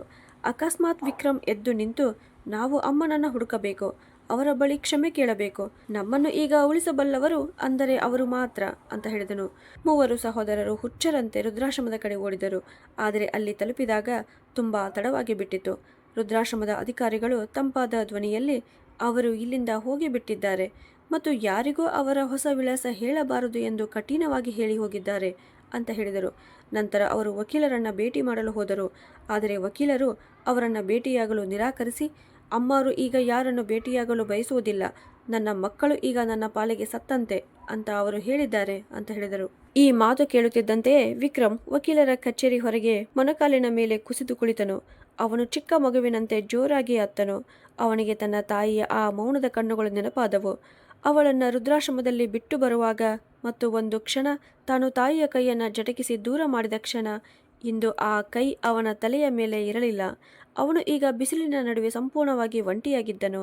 ಆಸ್ತಿಯ ಎಲ್ಲ ದಾಖಲೆಗಳು ಈಗ ಕೇವಲ ಕಾಗದದ ತುಂಡುಗಳಾಗಿ ಬಿಟ್ಟಿದ್ದವು, ಏಕೆಂದರೆ ಆ ದಾಖಲೆಗಳು ಸಹಿ ಹಾಕಬೇಕಿದ್ದ ಕೈಗಳು ಈಗ ಅವರ ಕೈಗೆ ಟಿಕದಷ್ಟು ದೂರ ಹೋಗಿಬಿಟ್ಟಿದ್ದವು. ಫ್ಯಾಕ್ಟರಿ ಈಗ ಸಾಲದಲ್ಲಿ ಮುಳುಗಿಬಿಟ್ಟಿತ್ತು. ಮನೆ ಕೂಡ ಮಾರಾಟವಾಗುವ ಸ್ಥಿತಿಗೆ ತಲುಪಿತ್ತು. ಒಮ್ಮೆ ತಮ್ಮದೇ ಪಾಲನ್ನು ಬೇಡುತ್ತಿದ್ದ ರಾಧಿಕಾ ಈಗ ತಲೆಮರೆಸಿಕೊಳ್ಳಲು ಸ್ಥಳವನ್ನು ಹುಡುಕುವ ಪರಿಸ್ಥಿತಿಗೆ ಬಂದಿದ್ದಳು. ಅವರ ಸ್ವಂತ ಮಕ್ಕಳು ಕೂಡ ಈ ಎಲ್ಲವನ್ನ ನೋಡುತ್ತಿದ್ದರು. ಬಹುಶಃ ಅವರು ಇದರಿಂದ ಒಂದು ಪಾಠ ಕಲಿಯುತ್ತಿದ್ದರು. ವೃದ್ಧಾಪ್ಯದಲ್ಲಿ ತಾಯಿ ತಂದೆಯನ್ನ ಹೇಗೆ ನೋಡಿಕೊಳ್ಳಬೇಕು ಎಂಬುದು. ಇನ್ನೊಂದು ಕಡೆ ಲಕ್ಷ್ಮೀದೇವಿಯವರು ತಮ್ಮ ಹೊಸ ಮನೆಯಲ್ಲಿ ಒಂಟಿಯಾಗಿ ಕುಳಿತಿದ್ದರು. ಆದರೆ ಅವರ ಮನಸ್ಸು ತುಂಬಾ ದುಃಖದಿಂದ ತುಂಬಿಕೊಂಡಿತ್ತು. ತಮ್ಮ ಮಕ್ಕಳು ಈಗ ಮನೆ ಮನೆಗೆ ಅಲೆದಾಡುತ್ತಿರಬೇಕಾಗುತ್ತದೆ ಎಂಬುದು ಅವರಿಗೆ ಗೊತ್ತಿತ್ತು. ಆದರೆ ಈಗ ಅವರು ಏನು ಮಾಡಲಾರರು, ಏಕೆಂದರೆ ಒಮ್ಮೆ ಹೃದಯದ ಗಾಜು ಒಡೆದರೆ ಅದು ಮತ್ತೆ ಸೇರದು. ಅವರು ತಮ್ಮ ತಾಯಿತನದ ಕರ್ತವ್ಯವನ್ನು ಈಗಾಗಲೇ ಪೂರ್ಣಗೊಳಿಸಿದ್ದರು. ಅನಾಥ ಮಕ್ಕಳಿಗೆ ಒಂದು ಹೆಸರು ಮತ್ತು ಗುರುತು ನೀಡಿದ್ದರು. ಆದರೆ ಅದರ ಪ್ರತಿಫಲವಾಗಿ ಅವರಿಗೆ ಸಿಕ್ಕಿದ್ದು ಏಕಾಂತ ಮಾತ್ರ. ಪ್ರಕೃತಿಯು ಅವರಿಗೆ ನ್ಯಾಯ ನೀಡಿತು, ಆದರೆ ಆ ನ್ಯಾಯದಲ್ಲಿ ಎಲ್ಲರೂ ನಷ್ಟ ಅನುಭವಿಸಿದ್ದರು. ಲಕ್ಷ್ಮೀದೇವಿಯವರು ಕಣ್ಣು ಮುಚ್ಚಿ ದೇವರ ಮುಂದೆ ತಲೆಬಾಗಿದರು. ಓ ದೇವರೇ, ನಿನ್ನ ಲೋಕದ ಆಟಗಳು ವಿಚಿತ್ರ ಎಂದು ಮನಸ್ಸಿನಲ್ಲಿ ಹೇಳಿದರು. ಅವರು ತಮ್ಮ ಮಕ್ಕಳನ್ನ ಮನಸ್ಸಿನೊಳಗೆ ಕ್ಷಮಿಸಿದ್ದರು. ಆದರೆ ಮತ್ತೆ ಅವರ ಬಳಿಗೆ ಹಿಂತಿರುಗುವುದು ಸಾಧ್ಯವಿಲ್ಲ ಎಂದು ಅವರಿಗೆ ಗೊತ್ತಿತ್ತು. ಏಕೆಂದರೆ ಅವರು ಹಿಂತಿರುಗಿದರೆ ಜಗತ್ತು ಹೇಳುತ್ತಿತ್ತು, ಹಣ ಮತ್ತೆ ಸಂಬಂಧಗಳನ್ನು ಖರೀದಿಸಿದೆ ಅಂತ. ತಮ್ಮ ಗೌರವ ಮತ್ತು ಸ್ವಾಭಿಮಾನವನ್ನು ಅವರು ಮಾರಿಕೊಳ್ಳಲಾರರು. ಈ ರೀತಿ ಅವರ ಮನೆಯ ಹರ್ಷ, ಶಾಂತಿ ಮತ್ತು ಸಂತೋಷಗಳು ಸದಾಕಾಲಕ್ಕೆ ದೂರವಾದವು. ಅವರ ಕತೆ ಜಗತ್ತಿಗೆ ಒಂದು ಪಾಠವಾಯಿತು. ತಾಯಿ ಜನ್ಮ ಕೊಟ್ಟವರಾಗಿರಲಿ ಅಥವಾ ಬೆಳೆಸಿದವರಾಗಿರಲಿ, ತಾಯಿ ಎಂದರೆ ತಾಯಿಯೇ. ಅವರ ಪಾದಗಳ ಕೆಳಗೆ ಸ್ವರ್ಗವಿದೆ. ಈ ಸತ್ಯವನ್ನು ತಳ್ಳಿಹಾಕುವವನು ಈ ಲೋಕದಲ್ಲಿಯೂ ಮತ್ತು ಪರಲೋಕದಲ್ಲಿಯೂ ಅವಮಾನವನ್ನು ಅನುಭವಿಸುತ್ತಾನೆ. ಮೂವರು ಸಹೋದರರು ವಿಕ್ರಮ್, ಅರ್ಜುನ್ ಮತ್ತು ಕಿರಣ್ ಇಂದಿಗೂ ಆ ಮುಚ್ಚಿದ ಬಾಗಿಲನ್ನು ಹುಡುಕುತ್ತಲೇ ಇದ್ದರು. ಅದೇ ಬಾಗಿಲಿನ ಹಿಂದೆ ಅವರ ತಾಯಿ ವಾಸಿಸುತ್ತಿದ್ದರು. ಆದರೆ ಆ ಬಾಗಿಲು ಈಗ ಸದಾಕಾಲಕ್ಕೂ ಮುಚ್ಚಿ ಹೋಗಿತ್ತು. ಅದೇ ಅವರಿಗೆ ದೊಡ್ಡ ಶಿಕ್ಷೆಯಾಗಿತ್ತು. ನಿಜವಾಗಿಯೂ ಈಗ ಅವರು ಮನೆ ಮನೆಗೆ ಅಲೆದಾಡುತ್ತಿದ್ದರು. ಅವರ ಭವ್ಯ ಬಂಗಲೆಯ ಮೇಲೆ ಬ್ಯಾಂಕ್ ಶೀಲ್ ಹಾಕಲಾಗಿತ್ತು. ಫ್ಯಾಕ್ಟರಿಯಲ್ಲಿ ಕಾರ್ಮಿಕರು ಪ್ರತಿಭಟನೆ ನಡೆಸುತ್ತಿದ್ದರು. ಒಂದು ಕ್ಷಣದಲ್ಲಿ ಅವರ ಎಲ್ಲ ವೈಭವ ಮಣ್ಣಿನ ಗೋಡೆಯಂತೆ ಕುಸಿದು ಬಿದ್ದಿತು. ಅವರ ದೊಡ್ಡ ಶಿಕ್ಷೆ ಏನೆಂದರೆ ತಮ್ಮ ತಾಯಿ ಎಲ್ಲಿದ್ದಾರೆ ಎಂಬುದು ಅವರಿಗೆ ಗೊತ್ತಿತ್ತು. ವಕೀಲರು ಅವರಿಗೆ ಆ ಇನ್ನೊಂದು ಮನೆಯ ವಿಳಾಸ ಹೇಳಿದ್ದರು. ಆದರೆ ಆ ಮನೆಯ ಬಾಗಿಲು ಅವರಿಗಾಗಿ ಸದಾಕಾಲಕ್ಕೂ ಮುಚ್ಚಿತ್ತು. ಲಕ್ಷ್ಮೀದೇವಿಯವರ ರಹಸ್ಯ ಮನೆ ಇರುವ ನಗರದ ಆ ಶಾಂತ ಪ್ರದೇಶಕ್ಕೆ ಅವರು ಪ್ರತಿದಿನ ಹೋಗುತ್ತಿದ್ದರು. ಅವರು ದೂರದಿಂದ ಆ ಮನೆಯ ತೆರೆದ ಕಿಟಕಿಯನ್ನು ನೋಡುತ್ತಿದ್ದರು. ಅಲ್ಲಿ ಕೆಲವೊಮ್ಮೆ ಮಾಲತಿ ಕಾಣಿಸುತ್ತಿದ್ದಳು. ತಮ್ಮ ತಾಯಿ ಒಳಗೆ ಇದ್ದಾರೆ ಎಂಬುದು ಅವರಿಗೆ ಗೊತ್ತಿತ್ತು. ಆದರೆ ಮಾತನಾಡುವ ಧೈರ್ಯ ಇರಲಿಲ್ಲ, ಅನುಮತಿಯೂ ಇರಲಿಲ್ಲ. ಒಂದು ಸಂಜೆ ಭಾರೀ ಮಳೆ ಬರುತ್ತಿತ್ತು. ವಿಕ್ರಮ್ ಆ ಮನೆಯ ಗೇಟಿನ ಮುಂದೆ ಕುಸಿದು ಬಿದ್ದನು. ಅವನು ಜೋರಾಗಿ ಅಳುತ್ತಾ ಕೂಗಿದನು, ಅಮ್ಮ, ನನಗೆ ಗೊತ್ತಿದೆ ನೀವು ಒಳಗೆ ಇದ್ದೀರಾ. ನಾನು ಸಂಪೂರ್ಣವಾಗಿ ನಾಶವಾಗಿದ್ದೇನೆ. ಅಮ್ಮ, ದಯವಿಟ್ಟು ಒಮ್ಮೆ ನನ್ನನ್ನು ನೋಡಿ ಅಂತ. ಅರ್ಜುನ್ ಮತ್ತು ಕಿರಣ್ ಅವನನ್ನು ಎತ್ತಿದರು. ಇದೀಗ ಅವರ ಬಳಿ ಮನೆ ಇರಲಿಲ್ಲ, ಹಣ ಇರಲಿಲ್ಲ, ಗೌರವವೂ ಇರಲಿಲ್ಲ. ಅವರ ಹೆಂಡತಿಯರು ಪೂಜಾ, ನಂದಿತಾ ಮತ್ತು ರಾಧಿಕಾ ಒಮ್ಮೆ ರಾಣಿಯಂತೆ ಬದುಕುತ್ತಿದ್ದವರು ಇದೀಗ ಬಾಡಿಗೆ ಮನೆಯಲ್ಲಿಯೇ ಮಕ್ಕಳ ಜೊತೆ ಜೀವನ ಸಾಗಿಸುತ್ತಿದ್ದರು. ಲೋಭವು ಅವರನ್ನು ಇಷ್ಟು ಅಂಧರನ್ನಾಗಿಸಿತ್ತು. ಇದೀಗ ತಮ್ಮ ಮಕ್ಕಳ ಕಣ್ಣಿನಲ್ಲಿ ಕಣ್ಣಿಟ್ಟು ನೋಡಲು ಕೂಡ ಅವರಿಗೆ ನಾಚಿಕೆ ಆಗುತ್ತಿತ್ತು. ಏಕೆಂದರೆ ಅವರ ಮಕ್ಕಳು ಅವರಿಗೆ ದ್ವೇಷದ ದೃಷ್ಟಿಯಿಂದ ನೋಡುತ್ತಿದ್ದರು. ಕಾರಣ ತಮ್ಮ ಅಜ್ಜಿಯೊಂದಿಗೆ ಅವರು ಮಾಡಿದ ವರ್ತನೆ. ಇನ್ನೊಂದು ಕಡೆ ರಹಸ್ಯ ಮನೆಯೊಳಗೆ ಲಕ್ಷ್ಮೀದೇವಿಯವರು ಕಿಟಕಿಯನ್ನು ಮುಚ್ಚಿದರು. ಮಾಲತಿ ಅವರನ್ನು ಸಮಾಧಾನಪಡಿಸುತ್ತಾ, ಅಮ್ಮವ್ರೆ, ನೀವು ಚಿಂತೆ ಮಾಡಬೇಡಿ, ಅವರು ತಮ್ಮ ಕರ್ಮದ ಫಲವನ್ನು ಅನುಭವಿಸುತ್ತಿದ್ದಾರೆ ಅಂತ ಹೇಳಿದಳು. ಲಕ್ಷ್ಮೀದೇವಿಯವರು ದೀರ್ಘ ಉಸಿರೆಳೆದು ಅವರು ನಿಧಾನವಾದ ಸ್ವರದಲ್ಲಿ, ಮಾಲತಿ, ಒಬ್ಬ ತಾಯಿಗೆ ತನ್ನ ಮಕ್ಕಳನ್ನು ಕಷ್ಟದಲ್ಲಿರುವುದನ್ನು ನೋಡುವುದು ಅತ್ಯಂತ ದೊಡ್ಡ ಶಿಕ್ಷೆ. ನಾನು ಕೇವಲ ಮನೆಯ ಬಾಗಿಲು ಮುಚ್ಚಿದ್ದೇನೆ, ಆದರೆ ಹೃದಯದ ಬಾಗಿಲು ಇನ್ನೂ ಮುಚ್ಚಿಲ್ಲ. ಅವರು ತಮ್ಮ ತಪ್ಪಿನ ಶಿಕ್ಷೆಯನ್ನು ಅನುಭವಿಸಲಿ ಎಂದು ನಾನು ಬಯಸುತ್ತೇನೆ. ಆದರೆ ಅವರು ಸಂಪೂರ್ಣವಾಗಿ ಬಿದ್ದು ಹೋಗಬಾರದು ಎಂಬುದು ನನ್ನ ಇಚ್ಛೆ ಅಂತ ಹೇಳಿದಳು. ಒಂದು ವಾರದ ನಂತರ ವಿಕ್ರಮ್, ಅರ್ಜುನ್ ಮತ್ತು ಕಿರಣ್ ಅವರಿಗೆ ವಕೀಲರಿಂದ ಆಕಸ್ಮಿಕವಾಗಿ ಫೋನ್ ಬಂದಿತು. ವಕೀಲರು ಅವರನ್ನು ತಮ್ಮ ಕಚೇರಿಗೆ ಬರಲು ಹೇಳಿದರು. ಮೂರು ಸಹೋದರರು ಹಳೆಯ ಹಾಗೂ ಹರಿದ ಬಟ್ಟೆಗಳಲ್ಲಿ ನಾಚಿಕೆ ಮತ್ತು ದುಃಖದಿಂದ ಅಲ್ಲಿ ತಲುಪಿದರು. ವಕೀಲರು ಅವರನ್ನು ನೋಡಿದಾಗ ಅವರು ತಲೆ ತಗ್ಗಿಸಿದರು. ಆಗ ವಕೀಲರು, ಲಕ್ಷ್ಮೀದೇವಿಯವರು ನನ್ನ ಮೂಲಕ ಒಂದು ಸಂದೇಶ ಕಳುಹಿಸಿದ್ದಾರೆ ಅಂತ ಹೇಳಿದರು. ಮೂವರು ಸಹೋದರರು ಭಯ ಮತ್ತು ನಿರೀಕ್ಷೆಯಿಂದ ನೇರವಾಗಿ ಕುಳಿತರು. ವಕೀಲರು ಕನ್ನಡಕವನ್ನು ಸರಿಪಡಿಸಿಕೊಂಡು, ಅಮ್ಮ ಅವರು ಹೇಳಿದ್ದು ಏನೆಂದರೆ, ಕಾನೂನಿನ ಪ್ರಕಾರ ಈ ಸಂಪೂರ್ಣ ಆಸ್ತಿಯ ಮಾಲಕಿ ಈಗಲೂ ಅವರೇ. ಈ ಆಸ್ತಿ ಶಂಕರ್ ಪ್ರಸಾದ್ ಅವರ ಪರಿಶ್ರಮದಿಂದ ನಿರ್ಮಾಣವಾಗಿದೆ. ಆದ್ದರಿಂದ ಅದು ನಾಶವಾಗುವುದನ್ನು ಅವರು ನೋಡಲಾರರು ಅಂತ ಹೇಳಿದರು. ವಿಕ್ರಮ್ ನಡುಗುವ ಧ್ವನಿಯಲ್ಲಿ, ಅಂದರೆ ಅವರು ಮತ್ತೆ ಮನೆಗೆ ಬರುತ್ತಾರಾ ಅಂತ ಕೇಳಿದ. ಇಲ್ಲ ಎಂದು ವಕೀಲರು ದೃಢವಾದ ಸ್ವರದಲ್ಲಿ, ಆದರೆ ಅವರು ಒಂದು ಷರತ್ತು ಇಟ್ಟಿದ್ದಾರೆ. ಫ್ಯಾಕ್ಟರಿ ಮತ್ತು ಬಂಗಲೆ ಈಗ ಮಾರಾಟವಾಗುವ ಪರಿಸ್ಥಿತಿಗೆ ಬಂದಿವೆ, ಆದರೆ ಅವರು ಅವುಗಳನ್ನು ಹರಾಜಾಗಲು ಬಿಡುವುದಿಲ್ಲ. ತಮ್ಮ ವೈಯಕ್ತಿಕ ಖಾತೆಯಿಂದ ದೊಡ್ಡ ಮೊತ್ತವನ್ನು ನೀಡಿ ಎಲ್ಲ ಸಾಲವನ್ನು ತೀರಿಸಲು ಅವರು ತೀರ್ಮಾನಿಸಿದ್ದಾರೆ ಅಂತ ಹೇಳಿದರು. ಅರ್ಜುನನ ಕಣ್ಣಲ್ಲಿ ಕಣ್ಣೀರು ತುಂಬಿತು. ಅವನು ಅಮ್ಮ ನಮ್ಮನ್ನು ಉಳಿಸಿದರು ಅಂತ ಗುಣುಗಿದನು. ವಕೀಲರು ಹೇಳಿದರು, ಪೂರ್ಣವಾಗಿ ಅಲ್ಲ. ನಂತರ ಅವರು ವಿವರಿಸುತ್ತಾ, ಲಕ್ಷ್ಮೀದೇವಿಯವರು ಫ್ಯಾಕ್ಟರಿ ಮತ್ತು ಬಂಗಲೆಯನ್ನು ತಮ್ಮ ಹೆಸರಿನಲ್ಲಿ ಒಂದು ಧಾರ್ಮಿಕ ಟ್ರಸ್ಟ್ ಆಗಿ ಪರಿವರ್ತಿಸಿದ್ದಾರೆ. ಆ ಟ್ರಸ್ಟ್ನ ಹೆಸರು ಶಂಕರ್ ಲಕ್ಷ್ಮೀ ಸ್ಮೃತಿ ಟ್ರಸ್ಟ್ ಅಂತ. ಈ ಟ್ರಸ್ಟ್ ಸಮಾಜದ ಕಲ್ಯಾಣಕ್ಕಾಗಿ ಕೆಲಸ ಮಾಡುತ್ತದೆ ಅಂತ ಹೇಳಿದರು. ವಿಕ್ರಮ್ ನಿಧಾನವಾದ ಸ್ವರದಲ್ಲಿ, ಆಗ ನಾವು ಅಂದನು. ವಕೀಲರು ಒಂದು ಲಕೋಟೆಯನ್ನು ತೆಗೆದು, ಲಕ್ಷ್ಮೀದೇವಿಯವರು ಬರೆದಿದ್ದಾರೆ, ನೀವು ಮೂವರು ಶಂಕರ್ ಪ್ರಸಾದ್ ಅವರ ವ್ಯವಹಾರವನ್ನು ಹಲವು ವರ್ಷಗಳ ಕಾಲ ನೋಡಿಕೊಂಡಿದ್ದೀರಿ. ಆದ್ದರಿಂದ ಫ್ಯಾಕ್ಟರಿಯನ್ನು ನಡೆಸಲು ನೀವು ಇನ್ನೂ ಸೂಕ್ತ ವ್ಯಕ್ತಿಗಳು. ಆದರೆ ಈಗ ನೀವು ಮಾಲೀಕರು ಅಲ್ಲ, ಉದ್ಯೋಗಿಗಳು ಅಂತ ಹೇಳಿದರು. ಮೂವರು ಸಹೋದರರು ಆಶ್ಚರ್ಯದಿಂದ ನಿಶ್ಚಲರಾದರು. ವಕೀಲರು ಮುಂದುವರೆಸಿದರು, ಲಕ್ಷ್ಮೀದೇವಿಯವರು ಬಯಸುವುದು ಏನೆಂದರೆ ನೀವು ಈಗ ಟ್ರಸ್ಟ್ಗಾಗಿ ಕೆಲಸ ಮಾಡಬೇಕು. ಫ್ಯಾಕ್ಟರಿಯಿಂದ ಬರುವ ಎಲ್ಲ ಲಾಭ ಟ್ರಸ್ಟ್ ಮೂಲಕ ಅನಾಥರು ಮತ್ತು ಅಗತ್ಯವಿರುವ ಜನರಿಗೆ ಸಹಾಯ ಮಾಡಲು ಬಳಸಲಾಗುತ್ತದೆ. ನಿಮಗೆ ಕೇವಲ ಒಂದು ವೇತನ ಸಿಗುತ್ತದೆ. ನೀವು ಗೌರವದಿಂದ ಬದುಕಲು ಸಾಕಾಗುವಷ್ಟು. ನೀವು ಈ ಪ್ರಸ್ತಾವವನ್ನು ಒಪ್ಪಿಕೊಂಡರೆ ನಿಮಗೆ ಮತ್ತೆ ಕೆಲಸ ಸಿಗುತ್ತದೆ. ಇದು ಶಿಕ್ಷೆಯಗಿಂತ ಹೆಚ್ಚಾಗಿ ಒಂದು ವಿಮೋಚನೆಯಾಗಿತ್ತು. ಮೂವರು ಸಹೋದರರು ತಕ್ಷಣವೇ ಆ ಪ್ರಸ್ತಾವವನ್ನು ಒಪ್ಪಿಕೊಂಡರು. ಅವರ ಅಹಂಕಾರ ಸಂಪೂರ್ಣವಾಗಿ ಕುಸಿಯಬೇಕಾಗಿತ್ತು. ಆದರೆ ಕನಿಷ್ಠ ಅವರ ಜೀವನ ಮತ್ತೆ ಸರಿಯಾದ ದಾರಿಯಲ್ಲಿ ನಡೆಯಬಹುದಾಗಿತ್ತು. ಮುಂದಿನ ದಿನದಿಂದ ವಿಕ್ರಮ್, ಅರ್ಜುನ್ ಮತ್ತು ಕಿರಣ್ ಹೊಸ ಜೀವನ ಆರಂಭಿಸಿದರು. ಇದೀಗ ಅವರು ಮಾಲೀಕರು ಆಗಿರಲಿಲ್ಲ, ಸಮರ್ಪಿತ ಉದ್ಯೋಗಿಗಳಾಗಿದ್ದರು. ಹಳೆಯ ವೈಭವವನ್ನು ಬಿಟ್ಟು ನೆಲದ ಮೇಲೆ ನಿಂತು ಕೆಲಸ ಮಾಡಬೇಕಾಯಿತು. ಅವರು ತಡರಾತ್ರಿಯವರೆಗೂ ಫ್ಯಾಕ್ಟರಿಯಲ್ಲಿ ಕೆಲಸ ಮಾಡುತ್ತಿದ್ದರು. ಕೇವಲ ನಿರ್ವಹಣೆಯಲ್ಲ, ಟ್ರಸ್ಟ್ನ ಸಾಮಾಜಿಕ ಕಾರ್ಯಗಳನ್ನು ನೋಡಿಕೊಳ್ಳುತ್ತಿದ್ದರು. ಅವರ ಹೆಂಡತಿಯರು ಈ ಬದಲಾವಣೆಯಲ್ಲಿ ಜೊತೆಗಿದ್ದರು. ಪೂಜಾ, ನಂದಿತಾ ಮತ್ತು ರಾಧಿಕಾ ಒಮ್ಮೆ ರಾಣಿಯಂತೆ ಬದುಕುತ್ತಿದ್ದವರು ಈಗ ಟ್ರಸ್ಟ್ನ ಮುಖ್ಯ ಕಚೇರಿಯಾಗಿ ಮಾರ್ಪಟ್ಟಿದ್ದ ಆ ಬಂಗಲೆಯ ಒಂದು ಸಣ್ಣ ಭಾಗದಲ್ಲಿ ವಾಸಿಸುತ್ತಿದ್ದರು. ತಮ್ಮ ಅತ್ತೆಯಂತೆ ಅವರು ಈಗ ಟ್ರಸ್ಟ್ ಕಾರ್ಯಕ್ರಮಗಳಲ್ಲಿ ಸಕ್ರಿಯವಾಗಿ ಭಾಗವಹಿಸುತ್ತಿದ್ದರು. ಅನಾಥ ಮಕ್ಕಳಿಗಾಗಿ ಅಡಿಗೆ ಮಾಡುವುದು ಮತ್ತು ವೃದ್ಧರಿಗಾಗಿ ಔಷಧಿಗಳ ವ್ಯವಸ್ಥೆ ಮಾಡುವುದು ಇದು ಈಗ ಅವರ ದಿನನಿತ್ಯದ ಕೆಲಸವಾಗಿತ್ತು. ಪ್ರತಿ ಕ್ಷಣವೂ ಅವರಿಗೆ ಒಂದು ಸತ್ಯ ಅರ್ಥವಾಗುತ್ತಿತ್ತು. ಅವರು ತಮ್ಮದೆಂದುಕೊಂಡಿದ್ದ ಐಶ್ವರ್ಯ ವಾಸ್ತವದಲ್ಲಿ ಅವರ ಅತ್ತೆಯ ಮಮತೆಯ ಮತ್ತು ತ್ಯಾಗದ ಫಲವಾಗಿತ್ತು. ಇದೀಗ ತಮ್ಮದೇ ಪರಿಶ್ರಮದಿಂದ ಗಳಿಸಿದ ಕಡಿಮೆ ಸಂಬಳದಿಂದ ಮನೆ ನಡೆಸುತ್ತಿದ್ದಾಗ ಅವರಿಗೆ ತಮ್ಮ ಅತ್ತೆಯ ತ್ಯಾಗದ ಮೌಲ್ಯ ನಿಜವಾಗಿ ಅರ್ಥವಾಗತೊಡಗಿತು. ಈ ರೀತಿ 1 ವರ್ಷ ಕಳೆಯಿತು. ಮೂವರು ಸಹೋದರರು ಸಂಪೂರ್ಣ ಪ್ರಾಮಾಣಿಕತೆ ಮತ್ತು ನಿಷ್ಠೆಯಿಂದ ಟ್ರಸ್ಟ್ನ ಕೆಲಸವನ್ನು ನೋಡಿಕೊಂಡರು. ಫ್ಯಾಕ್ಟರಿ ಮತ್ತೆ ಲಾಭ ಗಳಿಸಲು ಆರಂಭಿಸಿತು. ಆ ಲಾಭದ ಸಂಪೂರ್ಣ ಹಣ ಸಮಾಜ ಸೇವೆಗಾಗಿ ಬಳಸಲಾಗುತ್ತಿತ್ತು. ಒಂದು ದಿನ ಮೂವರು ಸಹೋದರರು ಟ್ರಸ್ಟ್ನ ಶಾಲೆಯಲ್ಲಿ ಮಕ್ಕಳಿಗಾಗಿ ಪಾಠ ಹೇಳಿ ದಣಿದು ಕುಳಿತಿದ್ದಾಗ ವಕೀಲರು ಅವರನ್ನು ಭೇಟಿಯಾಗಲು ಬಂದರು. ವಕೀಲರು ನಗುಮುಖದಿಂದ, ನೀವು ಮೂವರು ತುಂಬ ಒಳ್ಳೆಯ ಕೆಲಸ ಮಾಡಿದ್ದೀರಿ. ಅಮ್ಮವರು ನಿಮ್ಮ ಕೆಲಸದಿಂದ ತುಂಬ ಸಂತೋಷಪಟ್ಟಿದ್ದಾರೆ ಅಂತ ಹೇಳಿದರು. ಕಿರಣ್ ನಿಧಾನವಾದ ಸ್ವರದಲ್ಲಿ, ವಕೀಲರೇ, ಅಮ್ಮ ನಮ್ಮನ್ನು ನೋಡಲು ಒಮ್ಮೆ ಅನುಮತಿ ಕೊಡ್ತಾರಾ ಅಂತ ಕೇಳಿದನು. ವಕೀಲರು ಒಂದು ಕಾಗದವನ್ನು ಅವರಿಗೆ ನೀಡಿದರು. ಅದರಲ್ಲಿದ್ದಿದ್ದು ಲಕ್ಷ್ಮೀದೇವಿಯವರ ಸಂದೇಶ. ಈಗ ನಾನು ನಿಮ್ಮನ್ನು ಭೇಟಿ ಮಾಡುತ್ತೇನೆ, ಆದರೆ ನೀವು ನನಗೆ ಒಂದು ಮಾತು ಕೊಡಬೇಕು. ಇನ್ನು ಮುಂದೆ ನೀವು ಎಂದಿಗೂ ಸಂಪತ್ತು ಅಥವಾ ಮಾಲೀಕ ಎಂಬ ಪದಗಳನ್ನು ನನ್ನ ಮುಂದೆ ಬಳಸಬಾರದು. ನೀವು ನನಗೆ ಕ್ಷಮೆ ಕೇಳಲು ಬಯಸಿದರೆ ನನಗಿಂತ ನಿಮ್ಮ ಜೀವನದಲ್ಲಿ ಇನ್ನೇನು ದೊಡ್ಡದಿಲ್ಲ ಎಂದು ನೀವು ಸಾಬೀತುಪಡಿಸಬೇಕು ಅಂತ ಹೇಳಿ ವಕೀಲರು ಅವರಿಗೆ ಒಂದು ಚಿಕ್ಕ ಚಾವಿಯನ್ನು ನೀಡಿದರು. ಅದು ಆ ರಹಸ್ಯ ಮನೆಯ ಬಾಗಿಲು ತೆರೆಯುವ ಚಾವಿಯಾಗಿತ್ತು.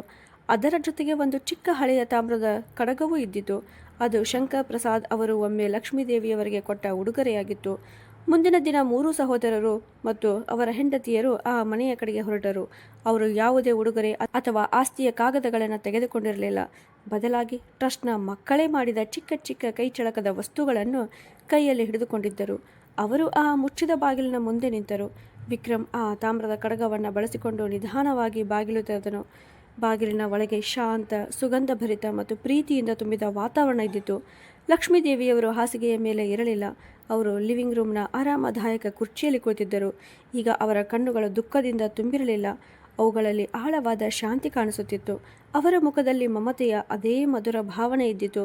ಅವರ ಮಕ್ಕಳು ಹಲವು ವರ್ಷಗಳ ಹಿಂದೆ ಕಳೆದುಕೊಂಡಿದ್ದ ಆ ತಾಯಿಯ ಪ್ರೀತಿ. 3 ಸಹೋದರರು ಅವರ ಪಾದಗಳಿಗೆ ಬಿದ್ದು ಜೋರಾಗಿ ಅತ್ತರು. ಆ ಅಳು ಲೋಭದಿಂದ ಬಂದಿದ್ದಲ್ಲ, ಅದು ಪಶ್ಚಾತ್ತಾಪದಿಂದ ಬಂದದ್ದು. ಲಕ್ಷ್ಮೀದೇವಿಯವರು ಅವರನ್ನು ಎತ್ತಿ ಅಪ್ಪಿಕೊಂಡರು. ಅವರು ಪ್ರೀತಿಯಿಂದ ಹೇಳಿದರು, ನನ್ನ ಮಕ್ಕಳೇ, ನನಗೆ ನಿಮ್ಮ ಮೇಲೆ ಹೆಮ್ಮೆ ಇದೆ. ಸಂಬಂಧಗಳನ್ನು ನಾಶ ಮಾಡುವ ಆ ಹಣದ ಬಂಧನದಿಂದ ನೀವು ಮುಕ್ತರಾಗಿದ್ದೀರಿ ಅಂತ ಹೇಳಿದರು. ಪೂಜಾ, ನಂದಿತಾ ಮತ್ತು ರಾಧಿಕಾ ಕೂಡ ಅವರ ಬಳಿ ಕ್ಷಮೆ ಕೇಳಿದರು. ಲಕ್ಷ್ಮೀದೇವಿಯವರು ಮೃದುವಾದ ಸ್ವರದಲ್ಲಿ, ನಾನು ನಿಮಗೆ ಕ್ಷಮೆ ಮಾಡಿದ್ದು ಆ ದಿನವೇ ಆಗಿದೆ. ನಾನು ನಿಮಗೆ ಆ ಪತ್ರ ಬರೆದ ದಿನ. ಆದರೆ ನಾನು ನಿಮಗೆ ಒಂದು ಪಾಠ ಕಲಿಸಬೇಕೆಂದಿದ್ದೆ.